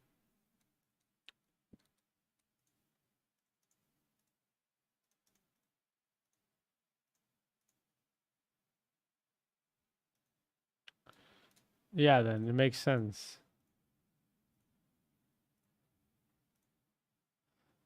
I'm gonna have to hook him up. He said that's a good service right there. So how much are the sauces? Like if I were to sell all the sauces right now, for example, let's see. If I were to buy all the sauces right now, how much is it? It's more than what I just than what we just did right now, right? Anyways, even if I were to, yeah, this is all completely free. So yeah, this shit is fucking dope, actually.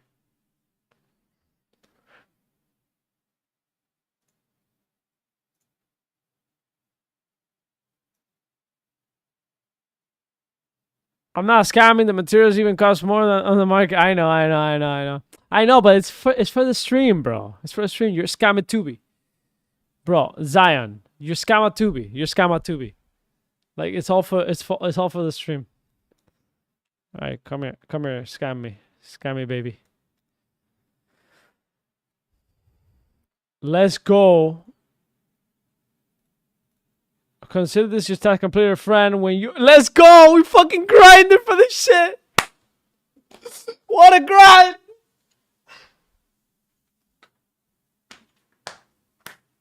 I'm insane at this game.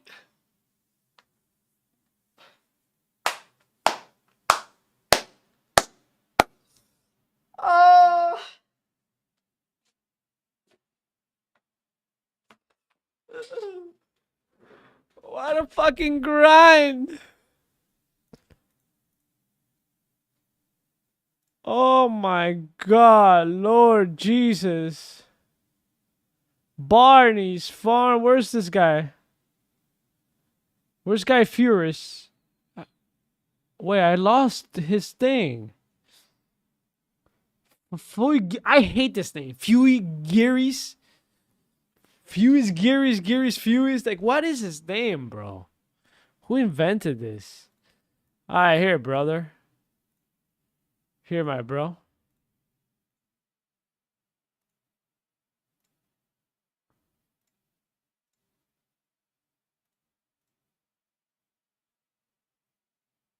Wait, what else?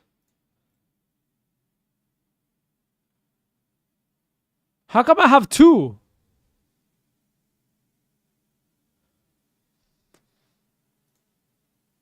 Bro, thank you. Here. Come here. For your service, sir.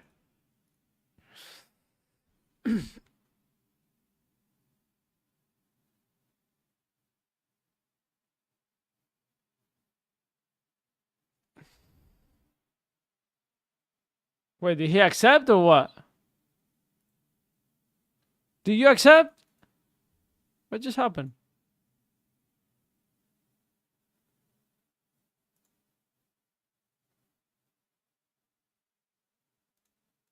Did you accept the 1,000 or no?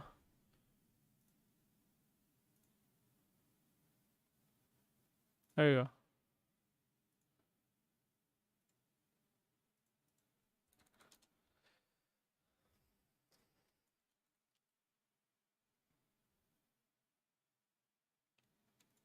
Guys, how can I want to add him now.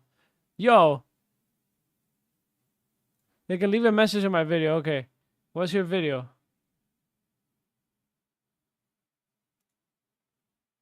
That's a really nice service, bro. Good shit, bro. Which one is your video? This one?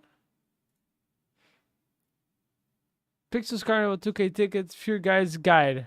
Key of success. There you go. Alright, GG's, man. Much love, bro. Alright, guys. If you guys need the service, the Guy Fury service right here. Good shit, bro. What the fuck? Another one? Motherfucker, don't stop. Got school until. Alright, man. Have fun in school, man, okay? Make all the top barbecue dishes. They're delicious. Travel the Rainbow Road to find Barney's Barbecue Grill on farm, then cook.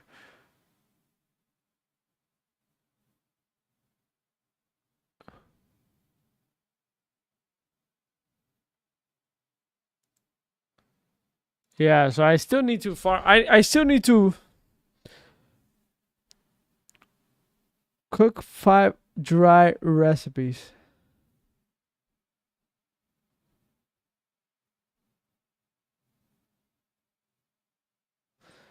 Oh yeah, that's part 2.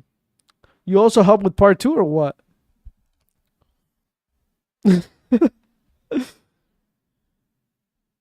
What's up with part 2, bro?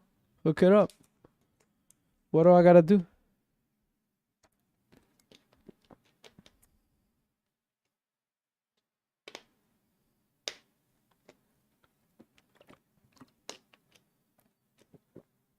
Luffy's in chat here. Trusted individual, trusted.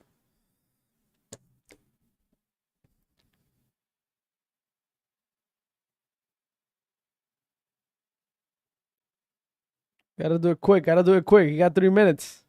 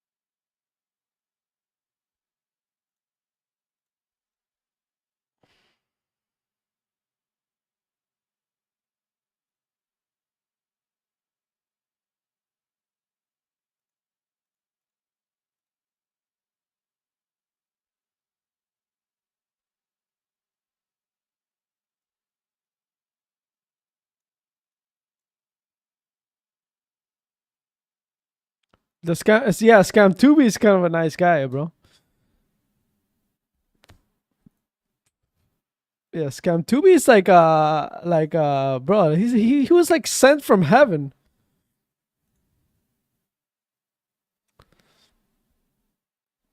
Scam Tubi was sent from heaven, bro.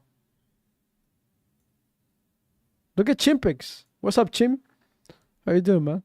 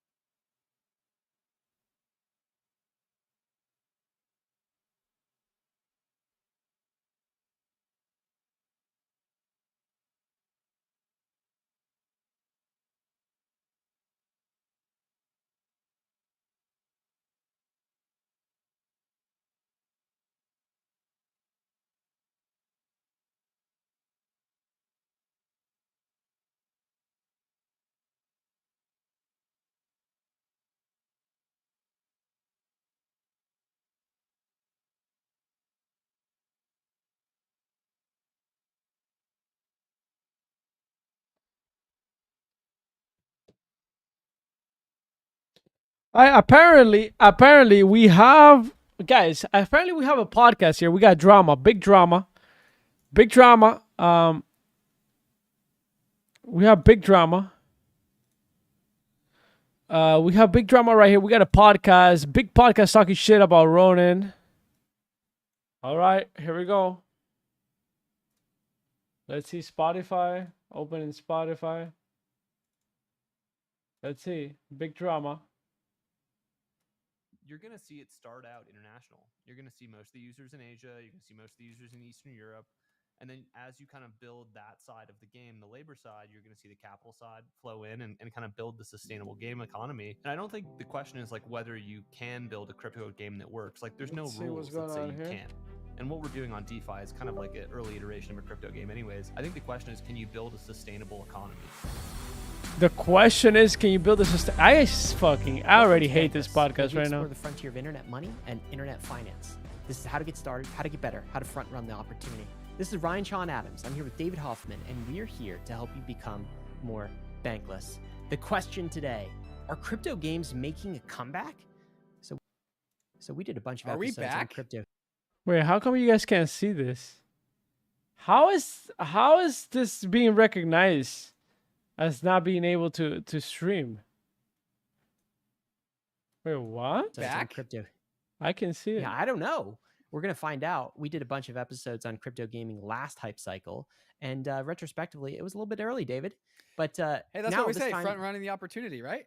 Yeah, I think so. And this time, things By are a a whole little bit cycle. different. We got cheap block space. We got better wallets. We've got games that are maybe actually fun to play. We've got Vance Spencer and Michael Anderson on the podcast from Framework. They are investors in crypto gaming. They're on the frontier here, and they're here to make the case for why the time for Oh, I know crypto gaming Vance. is now. I know Crypto games Vance. are making a comeback. A few things we talk about. I know What's the Vance. state of crypto gaming as we head into 2022? Number 2, why our guests think now is the time for crypto games to take off. Number 3, which chain is going to win all of this crypto gaming activity? Is it Solana? Is it Avalanche? Is it an Ethereum layer 2? There's actually a pretty compelling answer here. Number 4, we talk about this one simple trick to route around iOS Store and Google Play Store, our current gatekeepers on the crypto gaming market. And number 5, if everything they say comes to pass, the big question is, what does this mean for our assets? What does this mean for Ether, for DeFi tokens, for layer 2 block space? David, you're sticking your finger in the air, pointing to the sign up. Why is this episode significant to you? I think just adjacently, the story of Framework, Vance Spencer's like bull case for DeFi, episode 10, I think, with us really early, was one of the strongest articulations for DeFi, and that's where Framework as a VC firm like cut their teeth and also made a killing, right? Investing in things that you will be familiar with back when it was super contrarian post 2017 ICO What's up, mania. Christina? Things like Aave, Synthetics, Chainlink that just rocketed out of the bear market of 2018 to 2019.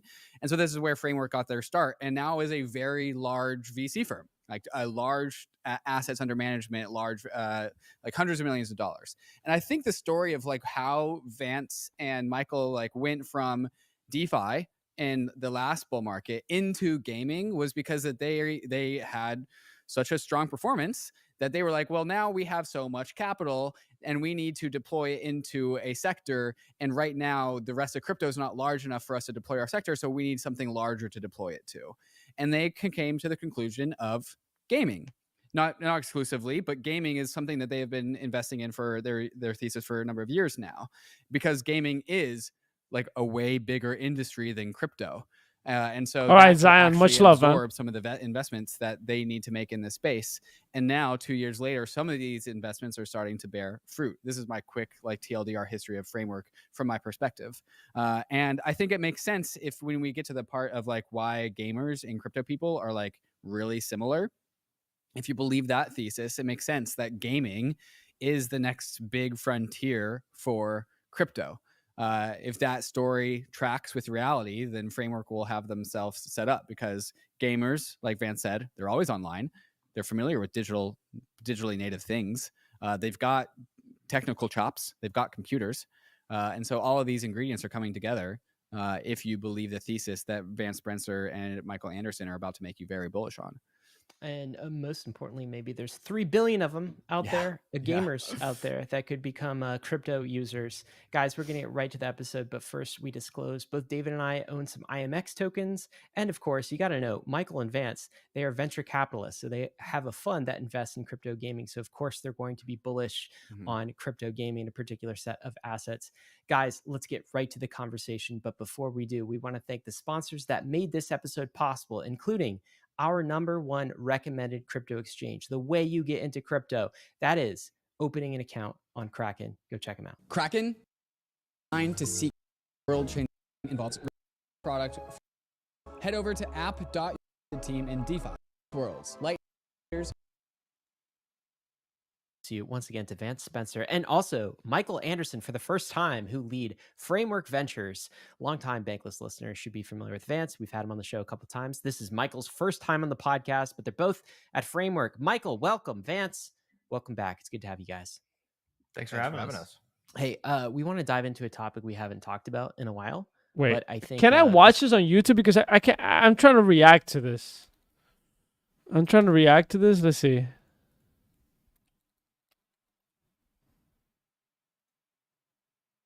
Yeah, I can watch this on YouTube.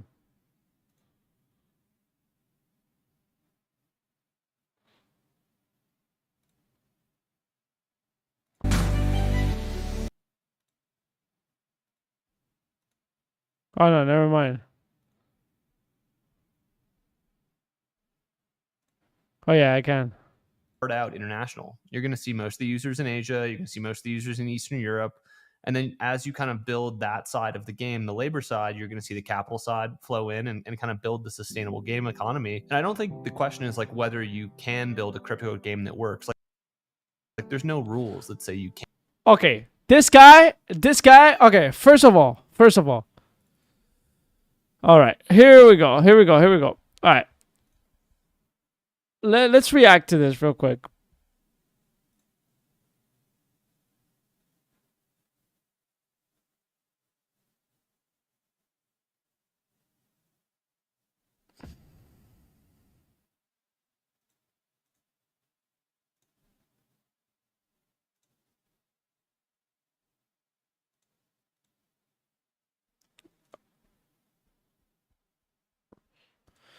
All right, so first of all, this guy right here, before we get into this, this is how it started. My friends at Bankless are literally laughing about Axie Infinity and Running Network.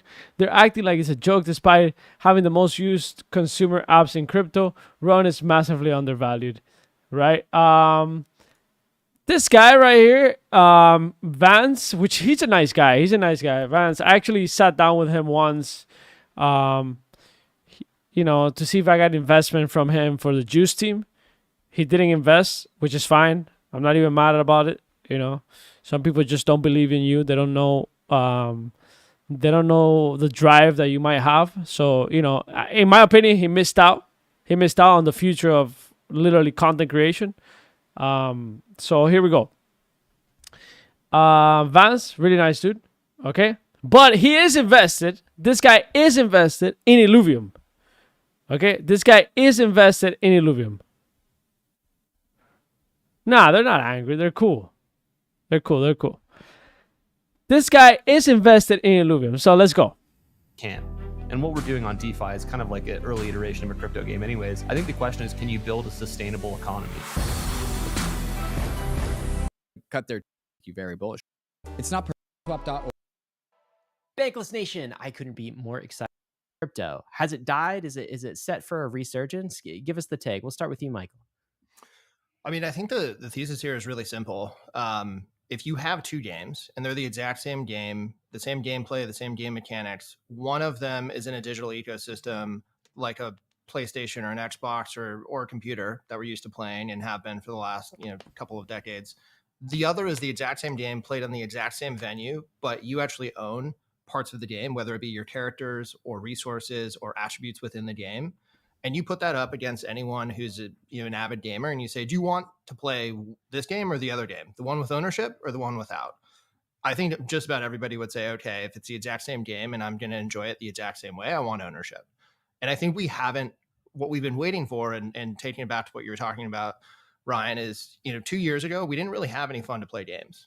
There were sort of like random number generator based games with 2-dimensional artwork. Fair. We know that. Okay. Into any amount. So it seems like if you call them NFTs, we might be in trouble. Maybe there's a branding problem. And then there's also this other accompanying thing. Again, with the branding problem? Will tell you, now if you start monetizing it, it becomes too real for me. And it becomes more like a job, and you actually take the fun. I go to games to escape. These have been two of the persistent, I think, themes from gamers. Is one is this anti-NFT thing. They see it as exploitative, maybe, and another is like if you inject economics into it, then it becomes like a job, and I start to lose the virtual, escapism element of my games. What's your take on that? I've got a take on it. So like asking the the people who play or who like go to Kotaku, which is like a game rating website, who play like super intense games like Dark Souls or Final Fantasy, asking them if crypto gaming is real or the right thing to do is like asking traditional finance if DeFi is interesting. It's just like not the right segment. It's not the right job to be done. The real answer of it's not about like if crypto needs gaming or if gaming needs crypto. It's what users want. And I tweeted this out a few days ago, but when I was early in the NBA Top Shot Discord, it was filled with people trying to turn $5 into $10, or people trying to turn their time into any amount of money. And if you think about like the crypto use cases that we have today, like DeFi is like a power user segment. NFTs are kind of this whole other thing. Games are really the only thing that can fulfill this need of like, I've got some money, I've got some time, I'm trying to play a game, I want to have some ownership. And sure, like the people who play like Gears of War or Final Fantasy, like they're not going to want the NFTs. But the people who are playing Candy Crush, which is frankly most of the gaming market, the people who are overseas who don't have the same access to economic opportunity, like those are going to be at least the first cohort of people that try and use these games. And you're going to see it start out international. You're going to see most of the users in Asia. You're going to see most of the users in Eastern Europe. And then as you kind of build that side of the game, the labor side, you're going to see the capital side flow in and kind of build the sustainable game economy. And I don't think the question is like whether you can build a crypto game that works. Like there's no rules that say you can't. And what we're doing on DeFi is kind of like an early iteration of a crypto game anyways. I think the question is, can you build a sustainable economy? And that's kind of like where the discussion gets more nuanced and more interesting. Like I don't think anybody wants to recreate Axie. It's just like financial napalm economy. And that's kind of like where the discussion gets more nuanced and more interesting. Like I don't think anybody wants to recreate Axie. It's just like financial napalm for retail. It just doesn't work. What you do want though is something that looks and feels like a game that you might play where you earn some money, but you also really like playing it. And that goes on in perpetuity. And that means probably less reflexive token economics, but it doesn't mean taking them out as a whole. Mm-hmm. I think that's a lot of just what resonated with me in the early days of gaming. Like every single game establishes its own economy, right? And there's like the idea. Okay, they took a shot right there, but he took a shot, but it's not a crazy shot either. He hasn't taken a crazy shot. What do you guys think? What do you guys think? It's not a crazy shot either. Like it's whatever. It's decent. Like I don't think anybody wants to recreate Axie the way it was before. I think that's a good take. I don't think that's a crazy thing. I mean, I'm trying to figure out maybe where, like, we're trying to figure out where they might have gone wrong here, because we gotta be fair too, right? We gotta be fair. It's chill. Yeah, this is chill. This is okay. This is okay. I want to see, because I did ask what is the timestamp for this, right? I did ask right here. What timestamp, right?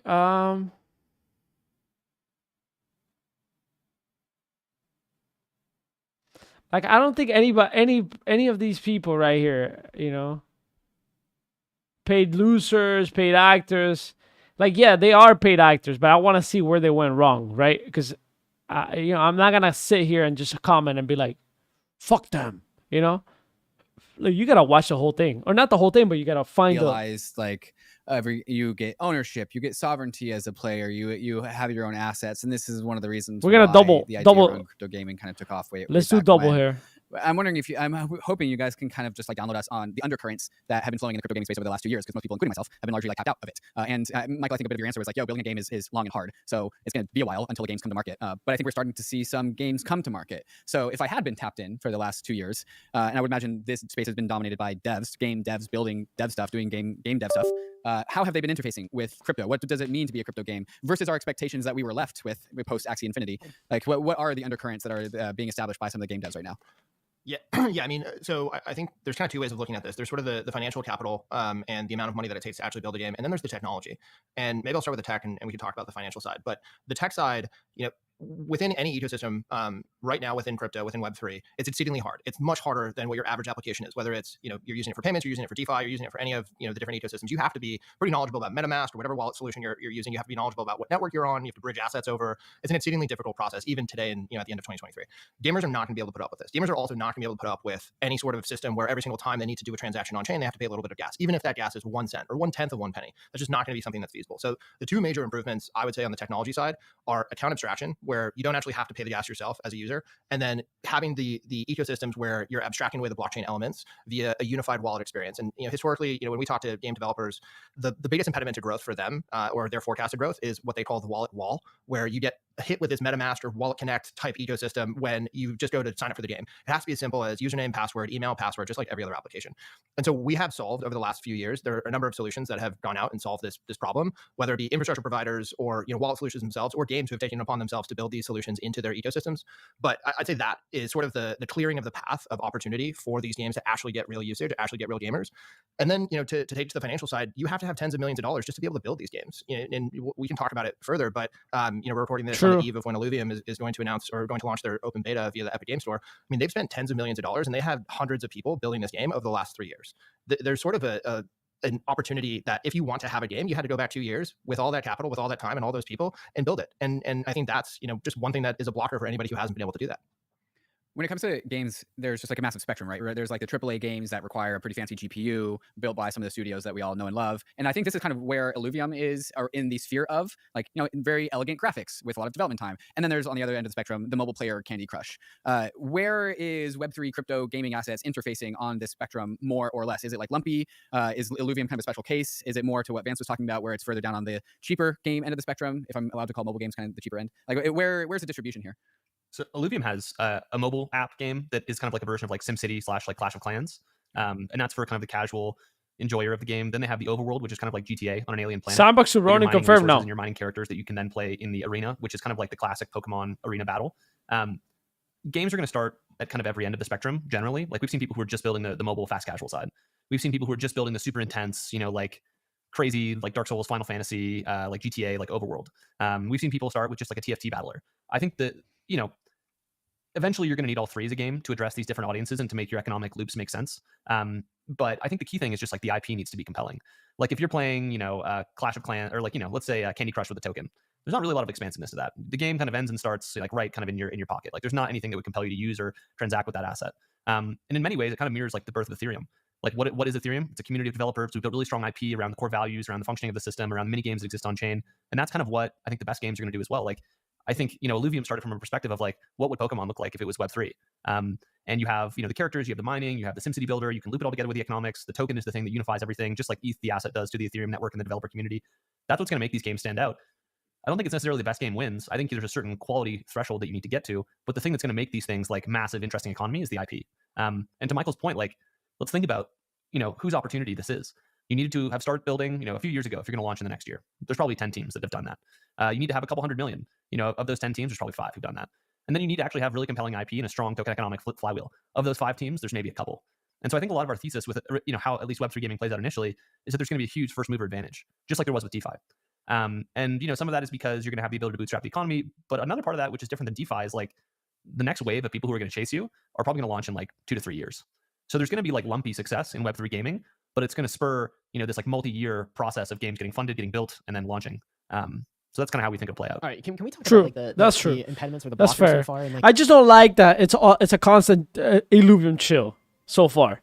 Like, obviously that is their investment, and they were pretty clear about that in the beginning of the video. So, and they have all the right to do that. They have all the right to do that.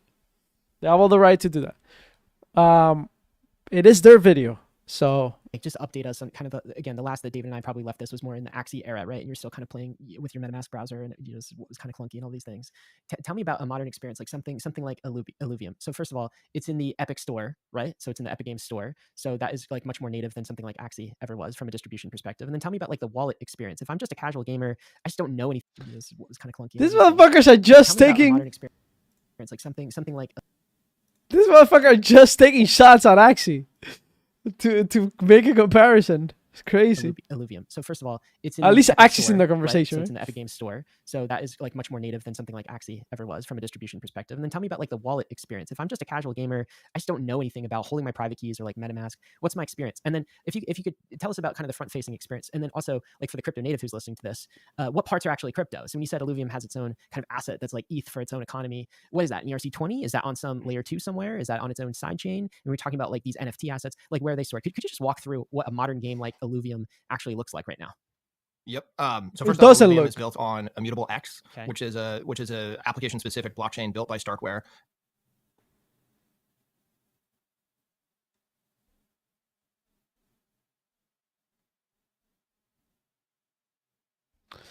That this phase when Axie drops on iOS, it already easy to play most Axie games on Android. Yeah, I of think course. this is kind of the And Axie is free to play. Yeah. And somebody told me something back. When was it? Somebody told me something back in 2 years ago. Somebody told me something very interesting. One of the best phrases I have ever heard. That is why okay, before we keep going here, I wanna interject here and say this is actually one of the phrases that have stuck with me for 2 years or 3 years now. This person told me, where there is value, people will come. Okay? We were talking about like wallets, MetaMask, how hard it is and all of this, and he told me this. Where there is value, people will come. Okay? And it doesn't have to be necessarily monetary value per se. Right? It doesn't have to be necessarily just monetary value. It could be community value. Right? It could be just a game that looks interesting to you. How many times have you, as a gamer, gone into a Discord trying to play a beta? There's no monetary value here. And you're like, bro, can I get a beta key? Can I get a beta key? Like, where can I get one? Where can I get one? And you're like hustling for that beta key. Right? If you ever done that, like hustle to get into a game, that's value. And when you really think about it, you sit back, you're like, well, it's just a fucking beta key. Maybe I should just wait one more week to play the game. Well, no. There's value in playing the game before because you want to test it. You want to be one of the first ones. Right? There's some money in it. But there's some value there. And people are hustling for those beta keys or their early access codes. So this argument of like, oh, well, because this game might be harder to get into because it has a MetaMask wallet or whatever, there's an argument to be made, of course, and it's probably true that if it has a MetaMask in front, people will probably not play the game. So you probably have to remove the MetaMask out of the way first so that people can play the game. But if the game has value and is a valuable game in some sort of way, people will do anything. They will sign up to crypto wallets, just like they did back with the Axie days. Millions of players signed up because there was some monetary value, and they went through all the hoops to play Axie, and they achieved it. So, I don't know. The example of the abstraction becoming, the real important component of the tech stack. Most people who play Illuvium should never even know, what Immutable X is or that it's built on Starkware. The way that you enter into the ecosystem is another product called Passport that is built by the Immutable team. And think of Passport as truly your passport across all the different games that are built on the Immutable platform. And the Immutable platform has the Starkware instances of the games that are built on top of them, Illuvium being one of them. They also have a ZK EVM instance that they're launching in January. That's where most of the other games will be built. And then they'll have the opportunity for games that get big enough to actually have their own app chains. But once again, this is like, what type of database is your favorite social media application using? Nobody should actually ever know that. They just care about the product and the experience itself. The Passport is the unifying layer of value that connects across all of these different game ecosystems. And once again, it's sign up, email, password, username, password, and you put money or value into that Passport experience, where you can then use that to go off and buy or transact. But in the Illuvium case, you're not actually ever doing anything if you don't have to, if you don't want to. And so I personally play the City Builder. I can start playing the City Builder without ever having to buy anything or spend any money. I can just start farming resources and then build up over time. If I want to expedite the process, I would be able to buy something, speed up the building, speed up the process, earn more resources in that process. But that's kind of the normal experience that you would expect with any digital game. If I was to go onto the Epic Game Store right now and download any game, it'd be username, email, password to sign up. It would be me putting in my I don't agree with this necessarily. I think there's going to be the world where, the pro trader, right? The pro trader, like, here's the thing, like, everybody's just dismissing the pro trader versus the person that wants to. And I agree that most people are gonna like just want to do email and password. But if you look at Blur and you look at this, right? This is more designed for the pro trader, right? Like, it's kind of like it kind of looks old school. It like, if you don't know what the fuck you're looking at, then it's like you don't really know, right? Versus you go to OpenSea, right? You go to OpenSea, and that's for the more normies of crypto would use OpenSea, right? It looks more flashy. It looks more like I'm on fucking eBay or some shit. Like, I don't know. But this one looks a little bit more pro, right? Although they're kind of similar, but you know what I mean. In that same fashion, there's going to be this idea of like, just take crypto out of the way. It's kind of bullshit because I don't like that. I hope I never have to, like, I hope ecosystem don't go as far as removing crypto wallets, right? Like, oh, no, we only do email password crypto wallets here now, right? Like, no, we need the ability to be able to connect our hardware wallet. I'm only doing hardware. I don't give a fuck. I'm doing my hardware wallet. It's fine for the new user. I agree, but not for me. I'm in the pro side. Leave me out of that crap. It has to be my both. credit Yeah. card, just in the same way that you have a Passport, or I could fund it from another source. But I agree. And then start playing and start buying things. So the Passport is kind of like a wallet for crypto. The Passport is exactly. It's a wallet that connects across all the different games within the Immutable ecosystem. And we're talking about Immutable right now just because Illuvium is topic du jour. But there are other ecosystems that are building games and other platforms, other blockchains that have similar type products. Okay, so the experience for the typical gamer is going to actually feel very similar to like traditional games then, right? There's not going to be this wallet wall. You never bought a hardware wallet? Are you fucking kidding me? Bro, you're kidding me. Like, you literally can get hacked easily. Bro, this guy, you're crazy, bro. When I got hacked, listen, bro, I'm gonna tell you something right now. When I got hacked, whatever they put in my computer, whatever software or not software, malware they put in my computer, It literally went to all the wallets that were hot. We're talking about Solana. It went into the Ronin wallet. It went into the MetaMask wallet. It went into all the wallets. I lost more than 100 Axies that were sold for literally cents on the marketplace. Thankfully, I didn't have my best Axies there. It was just like a bunch of Axies that I had just bought. There were some good ones. But thankfully, I didn't have like the big assets there. And basically what they did is like this malware somehow just sold a bunch of shit in all the wallets. It's sold in Solana. It's sold in Ronin. It's sold in the Ethereum network. It did all this shit everywhere. It was crazy, bro. Bro, literally somebody sent me a link. And you know I deal with a lot of games. Somebody sent me a link to a game. Somebody that I know personally. He didn't hack me. He didn't know. Because we get a lot of links, right? We get a lot of links because, you know, like people want to work with us, whatever, like through email. He didn't know. And at that moment, we didn't have a system to not get hacked, right? We didn't have a setup. We weren't set up for this. And I've never made a mistake like this. But they sent me a link, right? They sent me a link, and when I click on the link, I go, okay, nice. It's a fucking nice website and everything. Nice game. The game actually exists on Steam. Like, they grab a real game. It says download game, right? Like, just like any website that might have download game.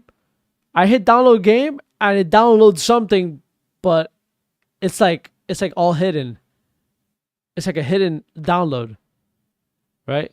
It's like a hidden download. And that shit literally just triggered a whole bunch of shit. It just fucking like a couple hours later, I'm like, I lost all my cyberconks. I lost all my subducts. I lost over 100K in value. Crazy.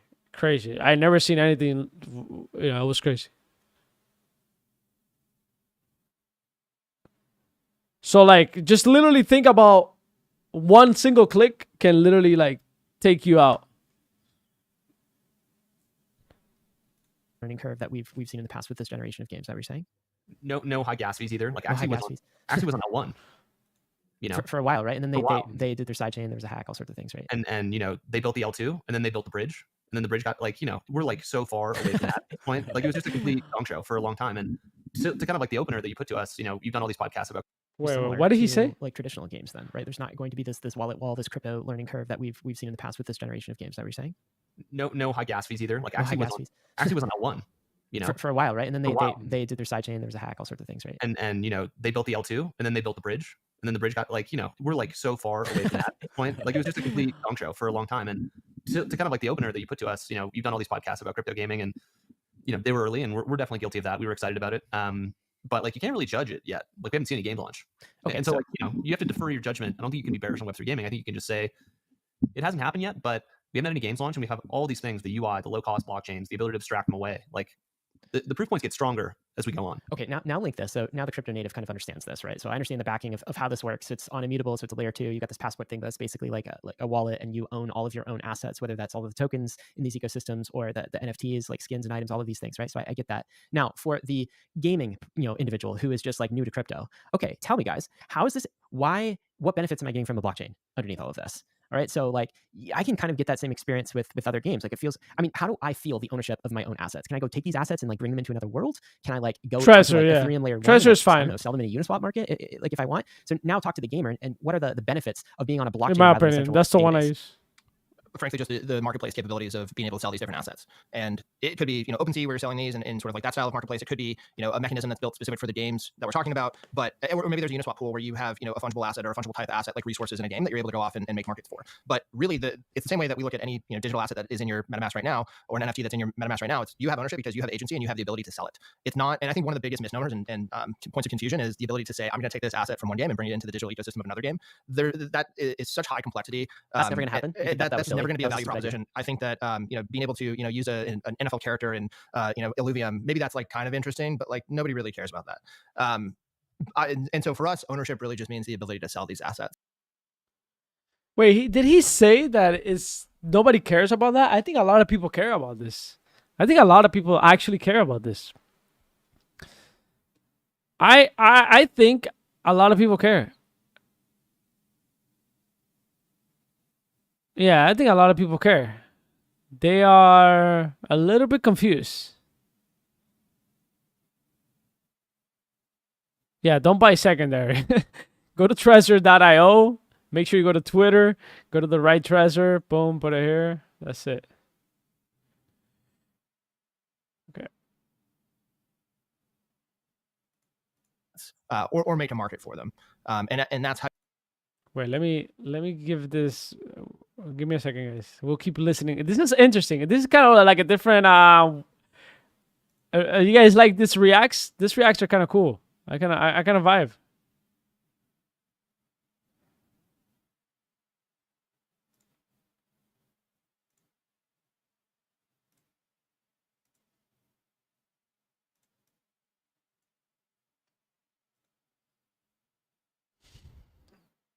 I don't think I don't want to call them clowns either, bro. Like, cause they have a lot of good points, you know. Like, I still haven't found.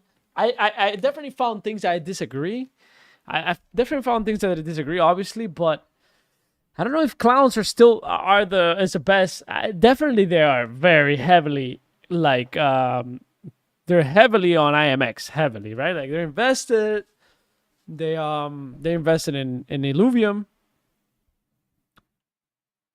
heavily, but not yet. Not yet. I'm still yet to look at something like, okay, they're taking a fucking shot. You Like, kind of imbue the sense of ownership. let's see. And it's exactly the same way as you would have with DeFi tokens or any other asset.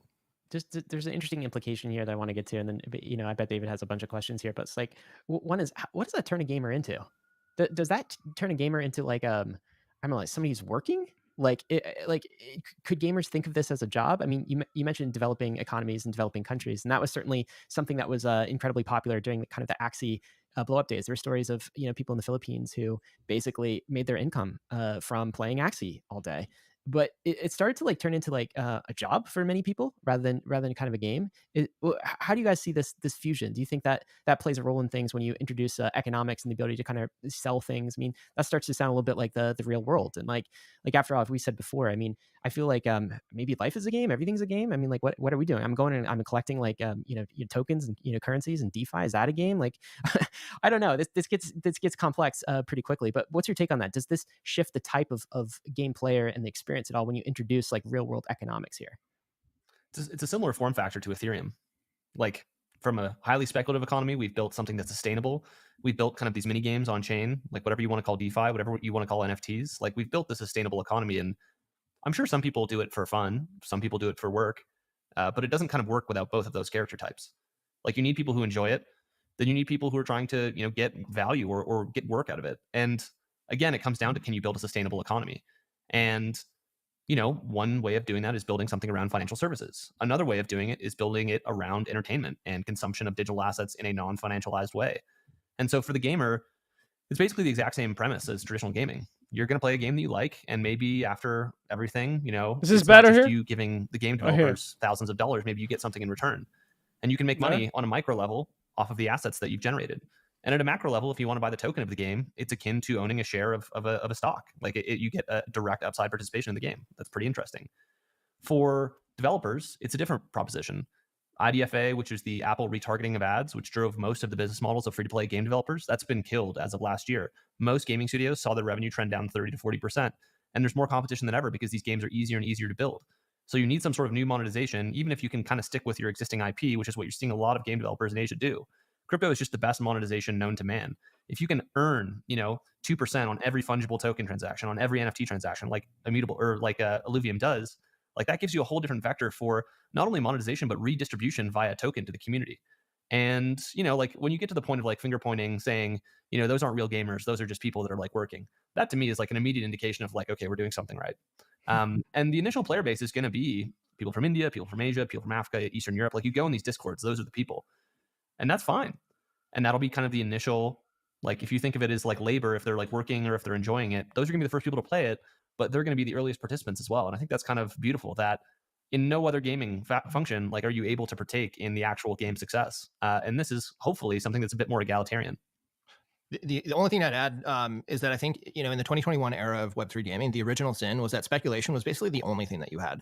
And I think that speculation is a necessary component, but it needs to be balanced with a fun to play ecosystem, high Fair. quality games, whether that's, I don't know if high quality games. Why do they keep saying high quality games?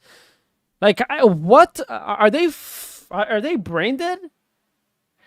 Cause like, I don't know. Like, yeah, sure, high quality games is gonna be part of the conversation, but definitely high quality games are not gonna be the driver of this, and they're definitely not anymore. Like, look, we got Pixels, thousands of people playing. That's it. Pixels won. I actually won again. Ronnie won again. Motherfuckers. Illuvium type AAA quality, or just something that's really engaging and addicting in It's the way most okay. It's digital okay. games are. But the other element, which I think we haven't really touched on, is it really hard to win? And if you have the ability to have it be really high, really deep in terms of how far you could take it and how far you can go, that's going to make it a game of skill, or at least closer to skill. Don't fund my and that's backs. where you start to see all of these variables start to coincide in a way that we just haven't seen yet. And so, we've only seen one aspect, which is speculation, and I'm excited for the others. Let me ask you guys a question, David and Ryan. What's the best argument against crypto gaming? Oh God, you're asking crypto bulls to argue against crypto stuff. The best argument against crypto gaming is, I could give you an answer in a variety of different respects. Like, we haven't even figured out like wallets yet, like smart contract wallets, account abstraction wallets. Like, but I guess you could route around that. Just like, okay, you just have a centralized wallet, do all that stuff for you, and then all of it, and then you can take assets later. The best argument I would say is going to be something along the lines of crypto gaming is all going to be zero sum, because if somebody's making money, right, which means somebody else is losing money, which means like, how do you really incentivize that? Like, or like there's no really like flywheel there if it's a zero sum game. That's my wait. Let me address that one. Okay, so cool. Ethereum has gone from 50 cents to whatever it is today, $2,000. Right. Yeah. Is that zero sum or not? Sure. Okay, so let's go back to Illuvium. How do I play Illuvium, and do I need to deposit money first? Nope. You can just mine. You can mine. Not even like ETH where you had to buy it. Okay, so I can enter the game, and it's like some sort of like, I get some sort of like tutorial, like Yep. like wooden shield and wooden sword, and then I can start, but then how do I get money? You can craft things together. You can create new assets. You can sell them. You can partake in in-game actions that earn you the native currency of the game. Like, there's a variety of ways to bootstrap your account without actually putting money in. Okay. In particular, what that means is you run around in the overworld ecosystem, and you could collect or catch alluvials. The alluvials are the characters, kind of like Pokemon, if you think of it that way. The other entry point is if you play Arena, or if you play X, which is their city builder game, you can actually just start a city, start farming resources, and just sell those resources in the ecosystem to earn enough capital to be able to go off and buy an alluvial. So there's multiple ways. So I can just sell this stuff, but someone's buying them. Why are people buying them? So they can just get ahead? Because you need those resources to be able to play the overworld game at a higher level. Okay. So so if there's going to be an economy, and like this is also true for games, but before there's financial assets in the games, yes, everyone is just 3056. I play Overwatch so I can win and feel momentarily good about that with the dopamine. When there's financial assets like that, it really ups the ante of why people are playing the game. And like, some people are going to win, and it's going to be the same, like well-capitalized entities, well-capitalized players are going to win more than less well-capitalized players, because they have the advantage of capital. And so doesn't like capital just centralize over time, and winners, like it's like poker, right? Like, all of the small fry come to the table, and the big sharks like eat up all the small fry. Saying is like you could buy your way in, right? Like, you buy your way in, but like the skilled people end up taking all the money all the time, and then it's not fun because all the small fries keep having to shovel out money over and over and over again to play the game. I would argue that what you're describing is precisely the issue of a speculation-only game. You have to have a good economy design that doesn't allow people to pay to win. It maybe means that you're able to pay to, for instance, in Illuvium, if you want to pay for something, the main use of paying for things is to travel faster through the world. And it's like taking the train versus walking there. And that's kind of one of their core economic principles that I think is unique, and we just haven't seen those examples yet. But yes, I agree. If you're in the way that you're describing it, if you can just buy your way in and buy your way to the victory podium, then it doesn't matter. It's not a game. It's not fun. Okay, so there's like the PvE element, like the player versus environment element, and then there's PvP, player versus player. And if we keep the monetization to increase your odds of winning versus the environment, we're okay with that? Your ability to win? Just in the player versus environment domain. I mean, I think that's okay. Like, you have to have some function for paying for things at some point, and travel is not even in Web3 games. It's the most common thing that you're paying for. But also look at like Boom Beach, for instance. Okay, you could either spend time and you could wait for things to reset for you to get more ammunition or more lives, whatever it may be, or you could just pay $4.99 to Apple to be able to upgrade immediately and not. I wish the four would give us data and stop vomiting bullshit. Hey, yeah. Relax, guys. Take it down a notch. Take it down a notch.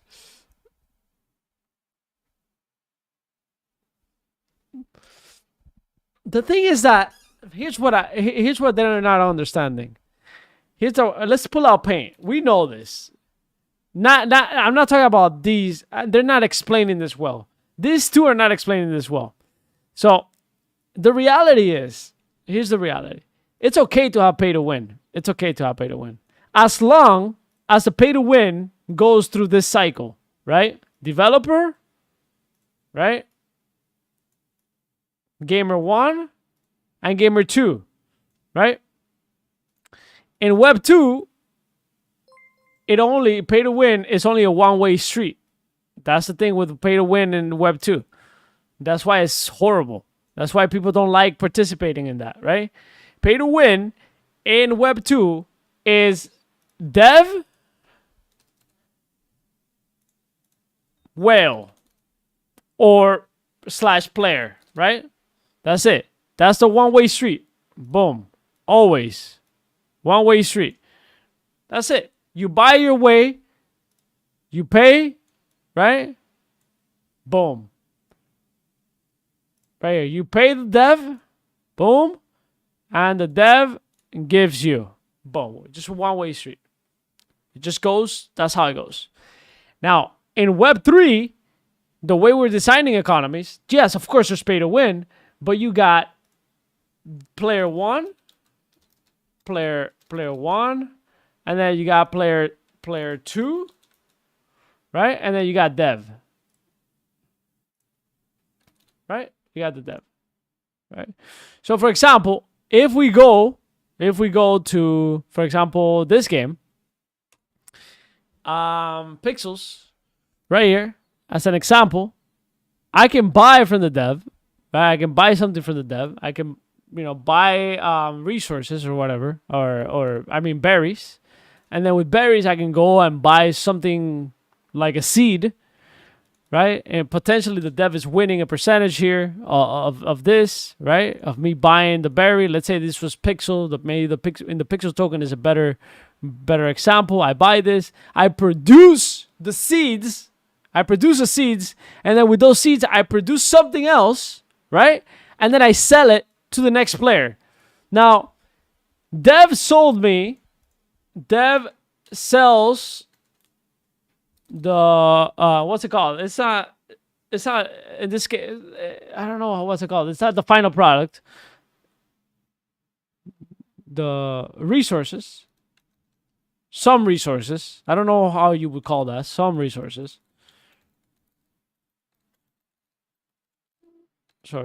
Right? Dev sells some resources. Player 2 turns some of those resources into products, right? And then sells it. Player 1, the whale, buys their way in. Boom. Now you have the circular kind of like everybody wins, right? And at the same time, the dev is making, right? The dev is making fees on all of this, right? That's it. It's a different pay to win. It's still a pay to win, but the player 1 is buying everything from player 2. Right? Or player 2 from player 1, right? But, the dev is kind of taking a little bit of cash there, right? Because they're bootstrapping that, that economy, right? So it's different. It's a much different way to go about it. You don't really see that in Web 2. Raw resources. Yeah. Raw resources. Yeah, that's a good way to go about it. Raw resources. So yeah, I did that. I did that when I went into the game at the beginning. I was like, okay, how do I make a mine? How do I make a mine? I wanted to make a mine. And I went and did it. I went and did it. I did it on stream and everything. I wanted to really learn how to do it. And then I realized, wait, I have 7 lands. I have 7 lands. Guess what? I'm going to go and buy it right here in the player marketplace. Boom. And I paid my way in. Easy.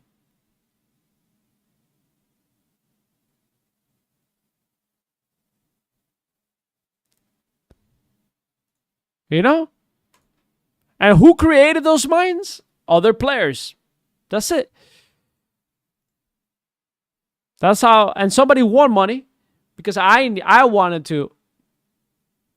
Somebody earned because I wanted to accelerate my process. That's it. It's Not have to wait 20. And why did I accelerate my process? Well, because I wanted to have fun and I wanted to build my shit. Right? So they are correct. Where like you need speculation, but you also need the fun part. They are correct in what they're saying. They're pretty correct in that. We all agree on that. You need both. You need the speculation part of it, and you also need the fun part of it. And this game has it all, right? 24 hours for that to reset. Like That is there zero are sum. That is zero sum. totally, but those are the types of monetization elements that exist in mobile gaming, and I think we will start to see and test what these different monetization elements are, such that you have a sustainable game economy that we haven't seen yet in a game. Can I throw out some other Yeah. to your question, Vance? So, what about this? The idea that crypto can often collapse. And I worry about this about DeFi, quite frankly, at some level, to Ponzi and speculation. Or so you have these big boom busts, or you have somebody who is willing to create a game that plays the short term kind of like games essentially, and you have these like Axie style. It runs up into the billions and then it just like collapses. And just like there's something about human nature and speculation and tokens and prices that just like ruins things. And the whiplash is like too harsh, right? Because humans, we go, there's massive run up, we're all feeling great. And so many people buy the top and their experience, their net promoter score is really low because they purchased an asset that they thought was going to do well and it lost like 99%. So they're very dissatisfied with this. What about this? The temptation of speculation, maybe let's say, the temptation of ponzification, of pyramid schemization, like maybe that's a thing that could hold this whole crypto gaming thing back. What do you think about this? I mean, people will do that. People will start outright gaming Ponzi's. I think they might do well for a time, but they won't last, for much longer than that. You'll also have people who build really good games and have really good economic flywheels, and maybe there's a couple issues along the way, but it's not zero sum. You're growing the pie and you're distributing it to people who are playing your game. And so there will be both. I also think like if you look at the traditional gaming industry, especially like mobile games, there's people who spend hundreds of thousands of dollars on Candy Crush and things like that in the traditional free-to-play space. It's pretty sad, honestly. It's just kind of like they're pay pigging for like these gigantic mobile gaming companies. And so, when you're starting from that position, almost anything is better than it. And sure, there might be some creative destruction as we go from good games to bad games or vice versa. But like Web 2 game, play to earn, restricted by the Web 3 by the dev. Web 3 play to earn are restricted. Like Ragnar, you can grind gold and sell it to a player. That's how you earn in Web 2. I guess my point with this question was like, there's no universal rule that says that we can't do this. And I think you just kind of need to bet on like entrepreneurs and innovators who really believe. And like, we don't need to kind of just believe for much longer. Like we're going to have proof points in the next couple months. So I think we'll hopefully have better arguments in a couple of months. But right now, I don't think there's like anything that's super convincing to me about like, why isn't this possible? Like there's no rule of like physics that says it's not. So one additional variable here, I think what's implied with all of these different questions is that you're assuming that people are having to like pay a substantial amount of money just to enter into these game ecosystems, and I think most of the smart game developers recognize that that's just never going to happen. Maybe you buy a subscription or a license in the same way that you would a digital game today. Maybe it costs $20 for a season type thing, but it's not going to be a situation where you're paying $10,000 for an Axie and then it goes down to $5 and everybody feels terrible and NPS is negative. The sentiment here is games are now coming. All right, they keep talking shit about Axie. This motherfuckers keep talking shit about Axie. I don't like that. Like there are $10,000 assets in Axie because they're collectibles. Like they just keep pounding on this shit. To the realization that it has to be free to start. you have to be able to And I kind of agree with them. That's the thing. At some point, I was like, "Look, that's it. Like this shit is not sustainable like this." But to be in 2023, like pounding on Axie, it's like bro, like at the end of 2023, it's like, bro, like you're salty, you know?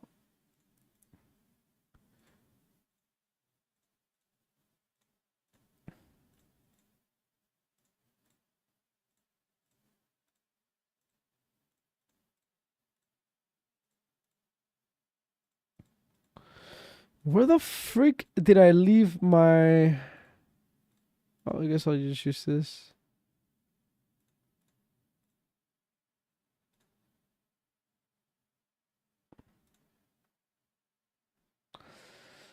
have monetization elements that you be able to earn your way to, but you could also pay for to expedite. And those are kind of the new norms that people are kind of circling around. Game developers are circling around, which I think is fundamentally different from anything that existed in 2021, where speculation once again was the overriding variable. So to Vance's point, I think this stuff is happening like literally tomorrow and for the next few months. So I think we're just going to see a ton more shots on goal. MetaMask Portfolio is your one-stop shop to navigate the world of DeFi, and now bridging seamlessly across networks, the Celo layer and one block finality. What does all that mean? Rock solid security.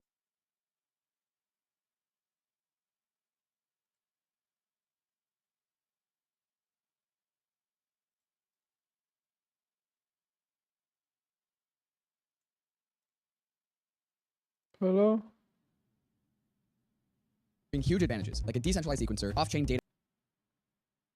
You could have like the very, very bullish scenario versus the very, very bearish scenario. For example, like maybe the most bearish scenario is something like, well, we have online like casinos, right? Like little casinos, like Texas Hold'em, Blackjack, and then they also take like Bitcoin or maybe stable coins too. And those are games, and they take crypto payments. And so like we're starting to combine these primitives. And then there's on the complete opposite end of the spectrum, which is like something like Ready Player One, which is like a straight metaverse, and there's digital currencies, and there's digital artifacts, and there's digital assets, and everything is an NFT, everything is on chain. And then there's like different stops along these visions, right? You have like, okay, maybe you have a Fortnite, except the skins are NFTs, which is still like asset light, I would say. Or there's like, we revitalize the Diablo 3 auction house, and you discover in-house items, except those are NFTs, and you can sell those now for, a currency on Ethereum that can go to Uniswap. And now we're starting to get pretty heavy.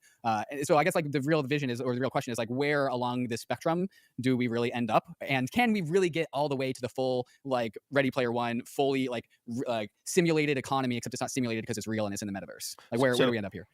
Let me say this. With every new technology platform for games, you've had a new dominant game model that takes over. And when it was console based, you had the depth of Diablo and first person shooters and things that required real high technical requirements to be able to play those games.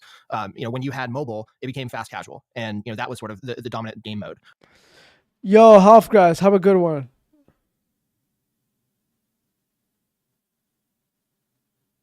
We don't yet know what the dominant game mode will be. And something we talked about with the game developers we talk to on the regular is like, what's going to be that Candy Crush moment where it's like, boom, okay, we now see it, everybody now has the playbook, that's how it's going to work.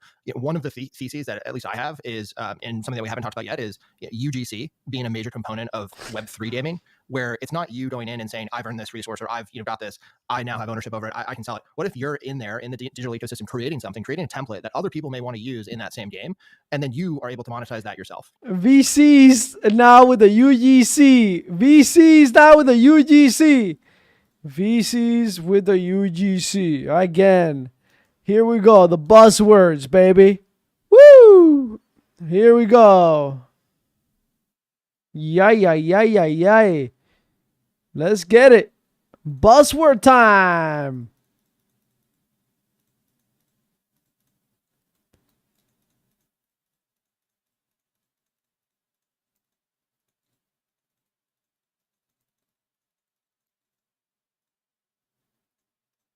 You own the template, people can buy it.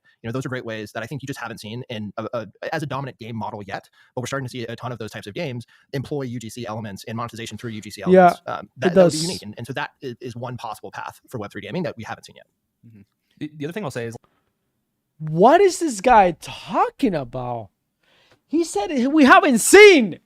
It's literally happening in pixels.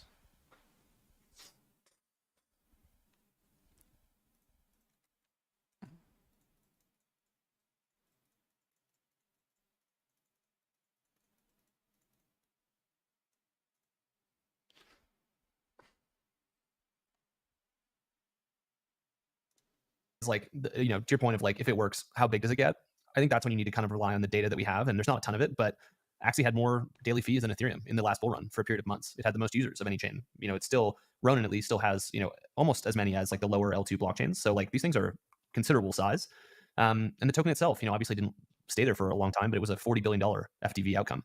Like these things are huge. $40 billion. Yeah, these things Yeah, are but hang on, huge. I want to throw a flag there because like why were the fees paid? Well, because the token pumped and people could afford the fees because the token was very, very highly priced because it was a speculative mania. So in the final equilibrium of crypto gaming, we can't expect high fees to be paid just because like these assets have these speculative premiums. I mean, like, look, this is the data that we have. It's not the data that we would want. And what it tells you is that these things get quite large when they get going, and there's a reflexive aspect to them. And so that's kind of like the backwards looking data. And then the data we have right now is all the playtest data that's coming on these games. And like almost unanimously, the retention is like 40, 50% higher than traditional games. Like people come back because they know that they own something. It's like not, the most like big brain explanation, but the aspects of ownership are compelling to people in a way that represents in the data. And so, I feel more, not less confident as the playtest data comes in, whether or not the game of the future manifests in a similar way to Axie. To your point, I don't think they're going to be paying like crazy ETH gas fees, but like the monetization schemes that these things have is considerable. Illuvium is taking 2% of all fungible and non-fungible transactions. Think about if this gets to be the size of OpenSea in terms of just like transactions. And I think that's like kind of where we think things are going to go. I think the NFT PFP market, other than like punks and fidenzas and things like that, I think that's pretty much done. What I do think is coming, and going to be a lot bigger are in-game asset NFTs. And if you think about like the theses that were thrown around back in the day of like the unbundling of these NFT marketplaces, it hasn't really happened because there's been nothing to unbundle other than maybe like the derivative side with Blur and the spot side with OpenSea. We're now going to see just like gaming NFTs be their own thing, and it's not going to be monetized by some third-party NFT marketplace. It's going to be monetized by the game itself. And so like you've got the game, but you've also got like this 2% thing that's attached to it that, imagine if that starts getting going and you start redistributing to token holders and it feeds on itself. You can see how it would become quite big. Yes, I can see how it can become quite big. And if that 2% is real and all of these things do become as large as we hope that they are going to become, you are going to then be faced with some extra obstacles. The smaller of the two is going to be like the distribution platforms, the Steam, Epic Game Store, iOS Store, which they're going to want their fee. They're going to want their tax. You know who else is going to want their tax? The tax man, the actual tax man. And so we're going to start to get into like regulatory conversations as well. How do you guys navigate these conversations? Not tax advice, but anytime you earn income, you owe taxes on that. Yeah, but what about little Jimmy, who's 8 years old, who just downloaded a game, who doesn't know a damn thing about taxes? He's got an item drop, and it's a taxable event that he's got to file, right? It's like, I can see how this is weird. Jimmy can fend for himself, but but like so like the iOS point is a good one. So a lot of the games that we see start off as no crypto in the iOS app store, and then if you own assets and you want to sell them, then you transfer them to a blockchain, and that's a way to, one, play nice with Apple, but two, you can have like this graduating onboarding funnel where you say like, cool, you now own the asset in the game, you want to sell, you want to do different things, we're going to take you on chain. A place that is devoid of the iOS taxman. Well, and just to clarify, if you are onboarding via a mobile device and you're buying something, and Apple has already come out and suggested that this is the path that they're going to do with their guidelines for iOS App Store transactions, you're going to pay 30%. The developer is going to pay 30% to Apple. Apple's exceedingly happy about this. They'll start promoting NFT-based games. If you're going to be buying a $10 NFT in game, you're going to have, the developer's going to get $7 basically, but you're still paying $10. And what happens afterwards is you move outside. There's no there probably won't be secondary marketplaces within iOS App Store ecosystems, but you're still going to have that same, once again, passport and or connective wallet that connects your mobile device and your web device, and the web will be where you have that secondary market transaction, and everything will live on chain. Wait, so are you guys saying we just have a backdoor here? We just have a loophole here? We just go on chain. Okay, so basically the game is in Steam or it's in Epic or it's in iOS, right? So it's deployed there, but we're not exposing any of the kind of the like DeFi type economics inside of that wrapper. You just hit a button and you like export off chain when you want to sell all your assets, and that's just our simple loophole. Like checkmate. It's like Apple hasn't come out and said whether or not they will allow any of the DeFi elements. Can you sell it via Uniswap, contract or pool? Assume that they won't allow that type of stuff. But yes, this is the way that most games are thinking about integrating both mobile and web experiences. I mean, that seems like it could be defensible here, right? Because like how would Apple argue that you can't export your own like metadata off like off their platform? It seems that would be a because Ryan, their metadata has never been worth money. I think you can come up with like creative reasons as to why it won't work, but right now it works. Like there are games that do that.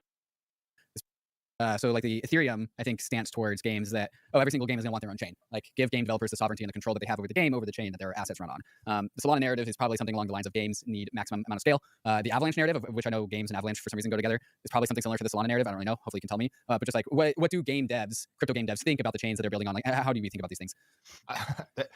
There's a really interesting stat, which is of the games that are still in development that we've talked to, or some of our investments are partnered with, something along the lines of like 40 to 50% of the games that are building games currently have not even chosen a blockchain yet. Doesn't matter. Really? And it doesn't really matter to them. What really matters to them is throughput, therefore cost, and where assets are. Or users are. And so where that starts to aggregate is whoever has the lowest cost per transaction is going to be something that's really viable for games. But you also have to be able to have people. One thing we haven't talked about yet is there's this massive industry in the traditional games industry, or in traditional games, for user acquisition. It costs tens of millions of dollars to develop these games. Well, it also costs tens of millions of dollars to market these games, to have them break through, have them actually get attention from the game players that they want. And that is something that just hasn't even been around yet. I mean, historically within DeFi, this has been like, farming, or, if you're in Discords, you kind of have to be in the know. But what we're talking about attracting here is people who are not in these, Web3 native Discords, not people who are Web3 native per se. These are people who want to play the game because it looks interesting. And then, you kind of come for the game and then you stay for the ownership. And that is a totally different model that we just haven't really seen yet. And so, does it really matter where these net new users are going to be from a blockchain perspective? Not as much as it does, from a DeFi perspective, where really security and like TVL are kind of the core metrics. I think there still is like the EVM versus everyone else dynamic. And I would still say that 90% of games we see are building on some form of the EVM. Most of them, frankly, on IMX, just because they're like oriented and focused towards that.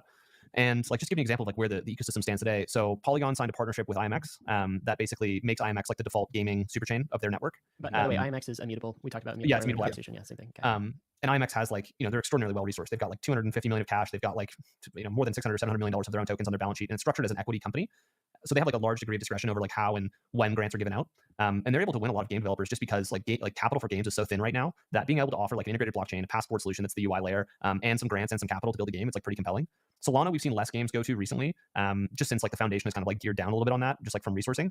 It's also just like you're on your own island. There's no like, base chain that's adjacent to you with a shit ton of users, or like ETH1 that you can do interesting like Packer Ops or things like Parallel has been doing. So that's definitely happening.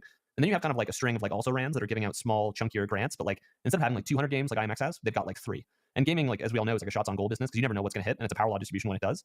So it's still the EVM's game. 90% of games are building on the EVM. I would say like Immutable is probably the one that's been the most focused and concentrated and has won the most. And if you flash forward a year, like does this look different? It does, because once you start to have, say Immutable gets like a ton of users on their chain, like that's just another value prop. Like you want to launch on a chain with a shitload of gaming users that are willing to try your product, try IMX. And so like once the flywheel starts spinning, the moats are going to build. And I think that is kind of the next phase of like say Illuvium works and there's like 50 million players. Guess where everyone's going to want to launch on Immutable? Where they are. Mm-hmm. Okay, so but Immutable is like kind of one piece of real estate for everyone to share. What I didn't hear is any sort of conversation about one chain per game, or at least when that game hits scale, that they might be interested in having their own domicile, having their What's own running talk? Maybe it's just too early for these conversations. We'll see when that game gets that large. Maybe that's your response. They will, but that's probably like 3 or 4 years down the line, and it may even be still within the same like IMX or Polygon or whatever ecosystem. Right. But I think like the job to be done right now is like build successful games. Once we've already seen that like on a long enough time horizon, everyone wants to launch their own L2. I'm sure that will happen here too. But like we're just not in that phase of the game quite yet. W run, W. This was another narrative. Macanex, W. Like crypto gaming world in 2021, which is like the traditional gaming studios are coming. All right, It's BTC kind of like Media, the much love. type of riff, I think. I don't think they're coming. I think Tomorrow. Tomorrow I'm live again, guys. Tomorrow I'm live again. If it's late for you guys, I'm live again tomorrow, every single day. I heard there was like maybe 2 weeks ago, Lance, maybe it was the Roblox CEO, and he said something to the effect of, hey, it might make sense to do something on Roblox, like an NFT. He actually used the NFT word. So like, but you don't think they're coming at all? Is that not going to be a tailwind for crypto gaming, that traditional studios start to play around with Immutable and deploying assets and Fortnite skins? Like that was the thing in 2021. It's kind of like when Netflix was first coming up, like it was like the streaming enabled player. They were faster, they were smarter, they had more data, they used all the new technology to their advantage, and they leapfrogged everyone else. And then you had HBO Max that was trying to launch their own streaming service for like 10 years. And they like launched it once half-assed, they like pulled it back. At one point they had HBO Go and HBO Max. They like pulled that back. They rebranded as Max. Like they're trying to like, compete with all the major streaming players, but they're not even like a tenth of the scale. The people who actually use this technology from first principles versus like, we're thinking about an NFT, what do you think? It's just like, it's like worlds of difference. So I think it's the innovator's dilemma always.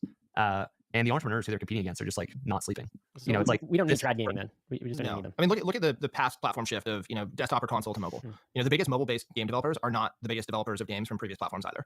It's not the Ubisofts, it's not the Epics. Sure, they have mobile games, but it took them so long because for them it was, how are we going to be able to fit this Call of Duty game, this first-person shooter, onto a mobile device? Like it's just, we're going to have to degrade the service so much. And to Vance's point, that's the classic innovator's dilemma problem. You have to start from the ground up with a new platform, and that's what blockchains represent.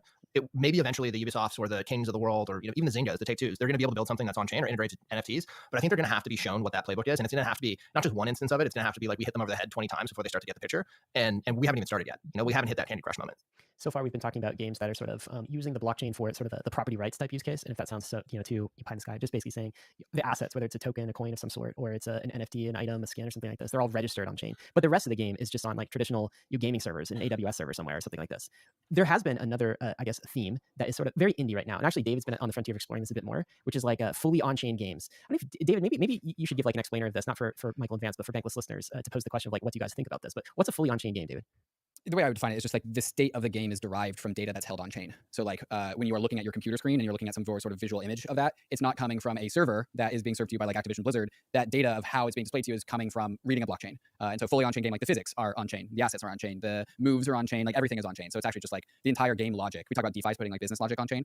Fully on-chains are like all gaming logic exists on-chain, which is a completely different endeavor than just like building a game with some assets in it. Yeah, what do you guys think of this? Is this sci-fi? Is this near terminal? You guys looking at this at all? We've looked at a couple of different, Dark Forest is kind of like the start of this concept. Right. Dark Forest took down XDAI because of the amount of throughput.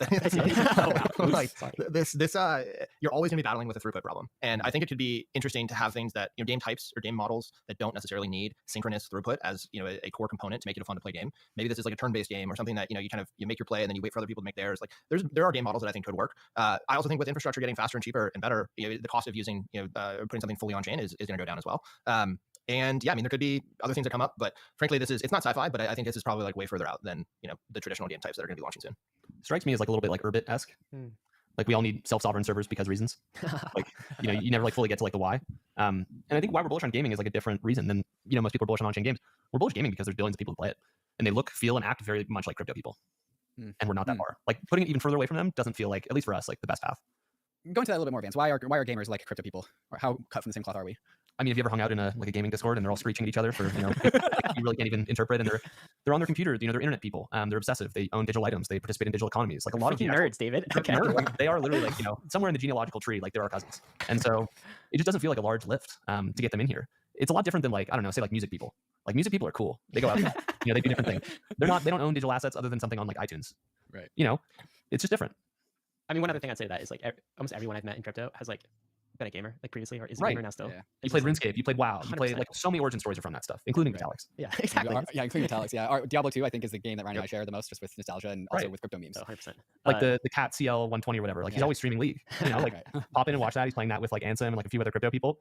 Like they are us, like it's the same thing. So let's talk about R bags for a minute. Okay. So like, and by R, I mean crypto natives. So I feel like one of the themes lately has been, we've created all of this cheap block space. Now who's going to buy it? Right? Like, and I'm wanting you to say that's going to be the crypto gamers in the crypto games. All of these layer twos, pumped up block space, mostly it's empty block space. And in order for the economics of this entire crypto system to work and the promise of crypto to work, somebody actually has to want that block space, actually has to demand it. And, of course, we're ultra bullish on DeFi, all sorts of other use cases. But could crypto gaming be the big demand catalyst for our block space?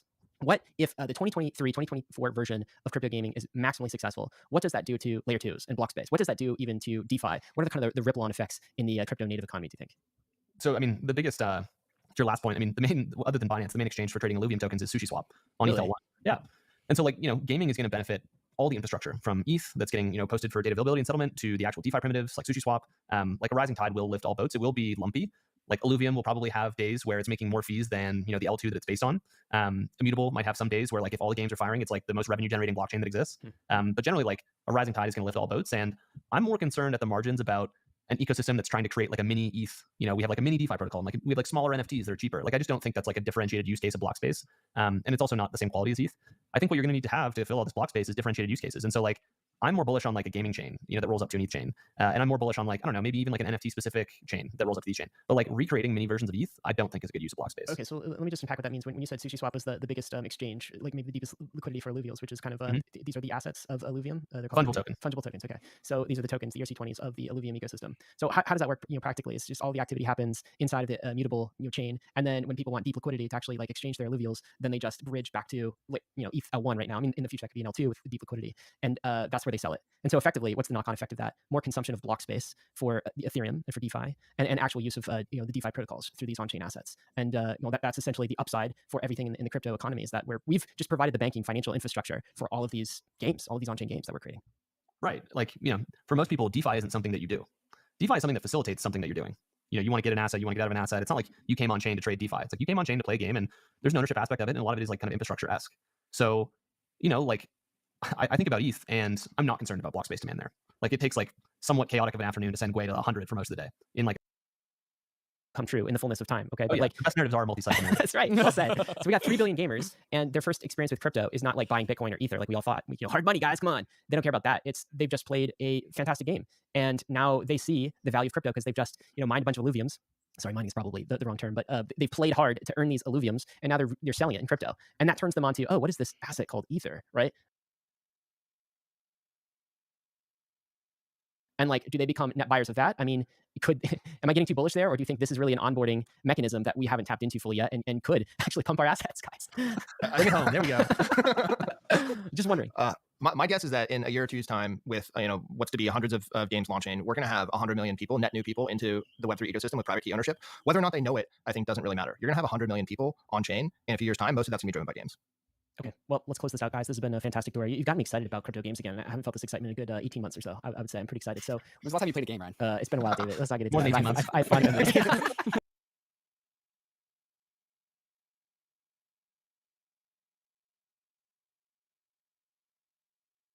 All right. I don't know what to think. I think they took some shots. What do you guys think? What do you guys think about that whole conversation? I think they took some shots, but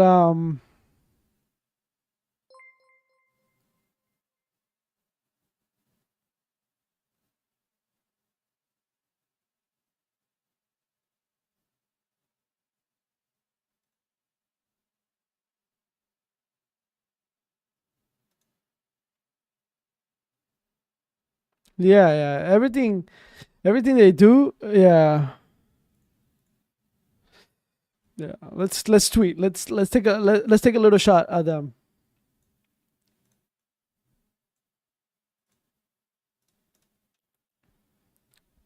Let's take a little shot.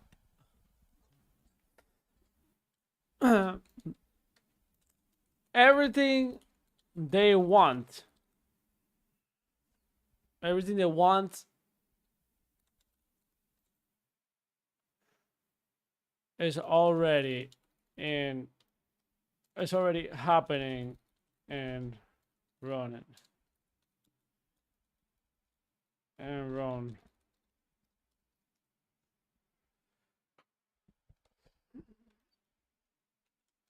Every comparison they use in every in every argument.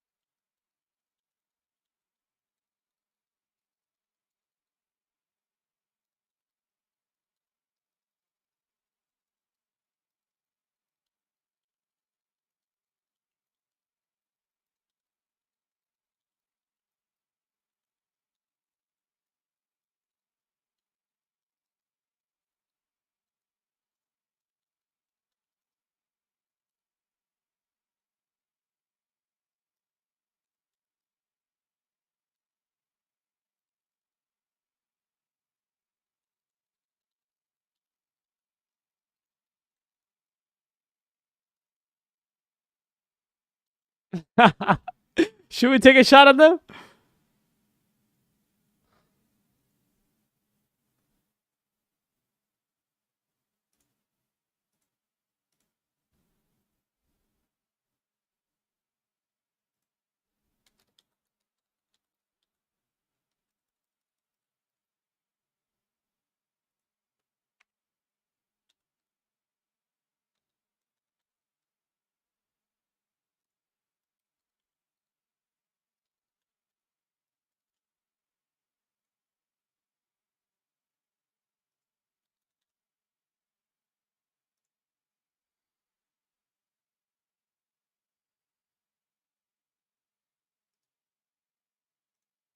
How do you write across? The fuck?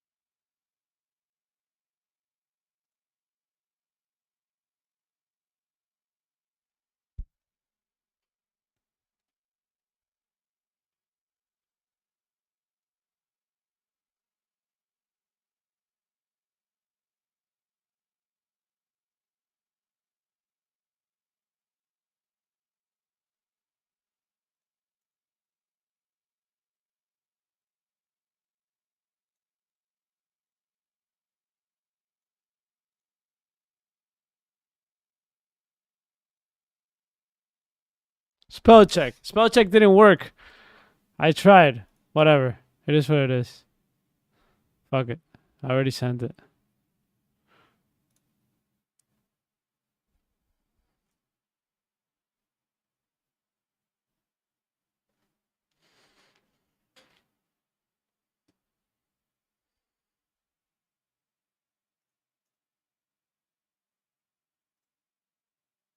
It is what it is.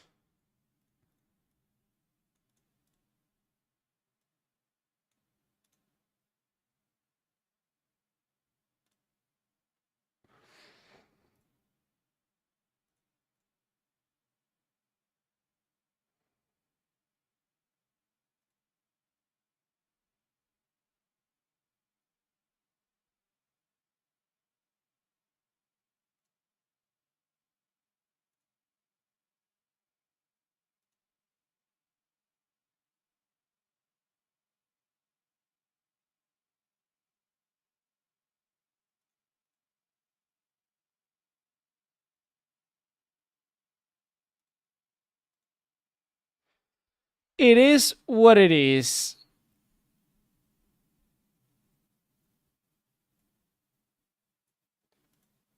You know, we went a little bit hard there, but you know, gotta put this people in check. You know, gotta put them in check.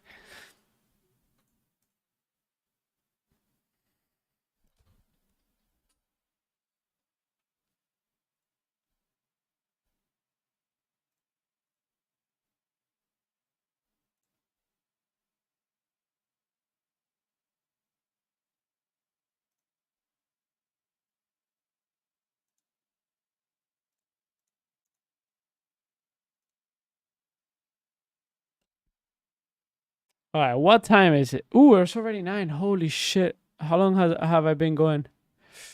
Ooh, it's 5 hours. 5 hours and 40 minutes. What else would I gotta do? Yeah, I can't really do much anymore for my quest. Actually, can't really do much, guys. So I think I'm just gonna, yeah. Shut up, Gabby. I think I'm gonna call it here today.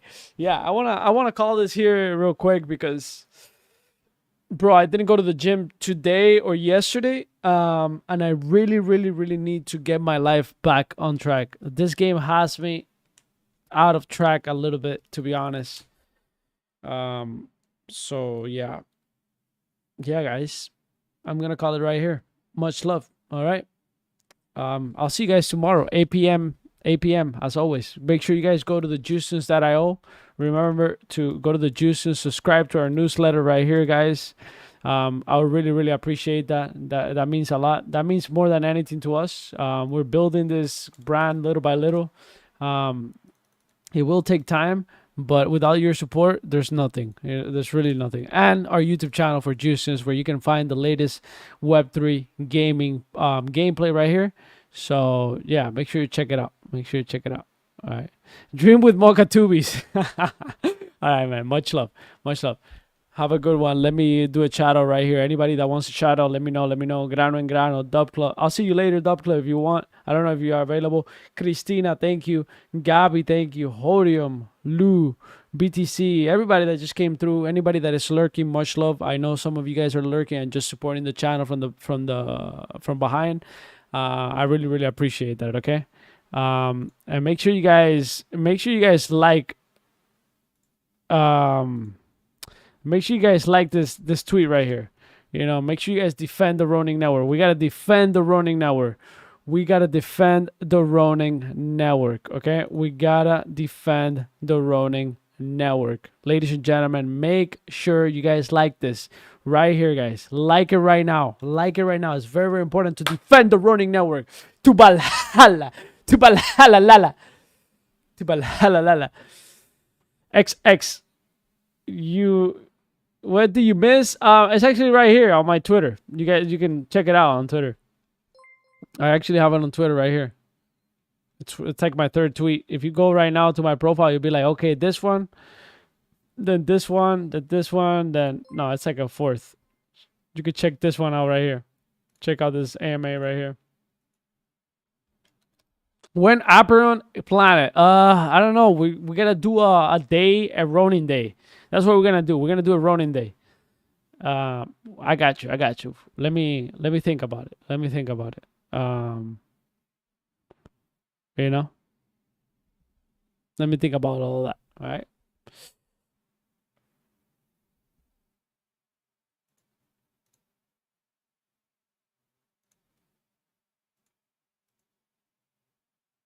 Oh, hi. What's up, Alex? Much love. Bye-bye. Have a good night, guys. Have a good night. Have a good night. Have a good night. Peace. Much love. Bye-bye.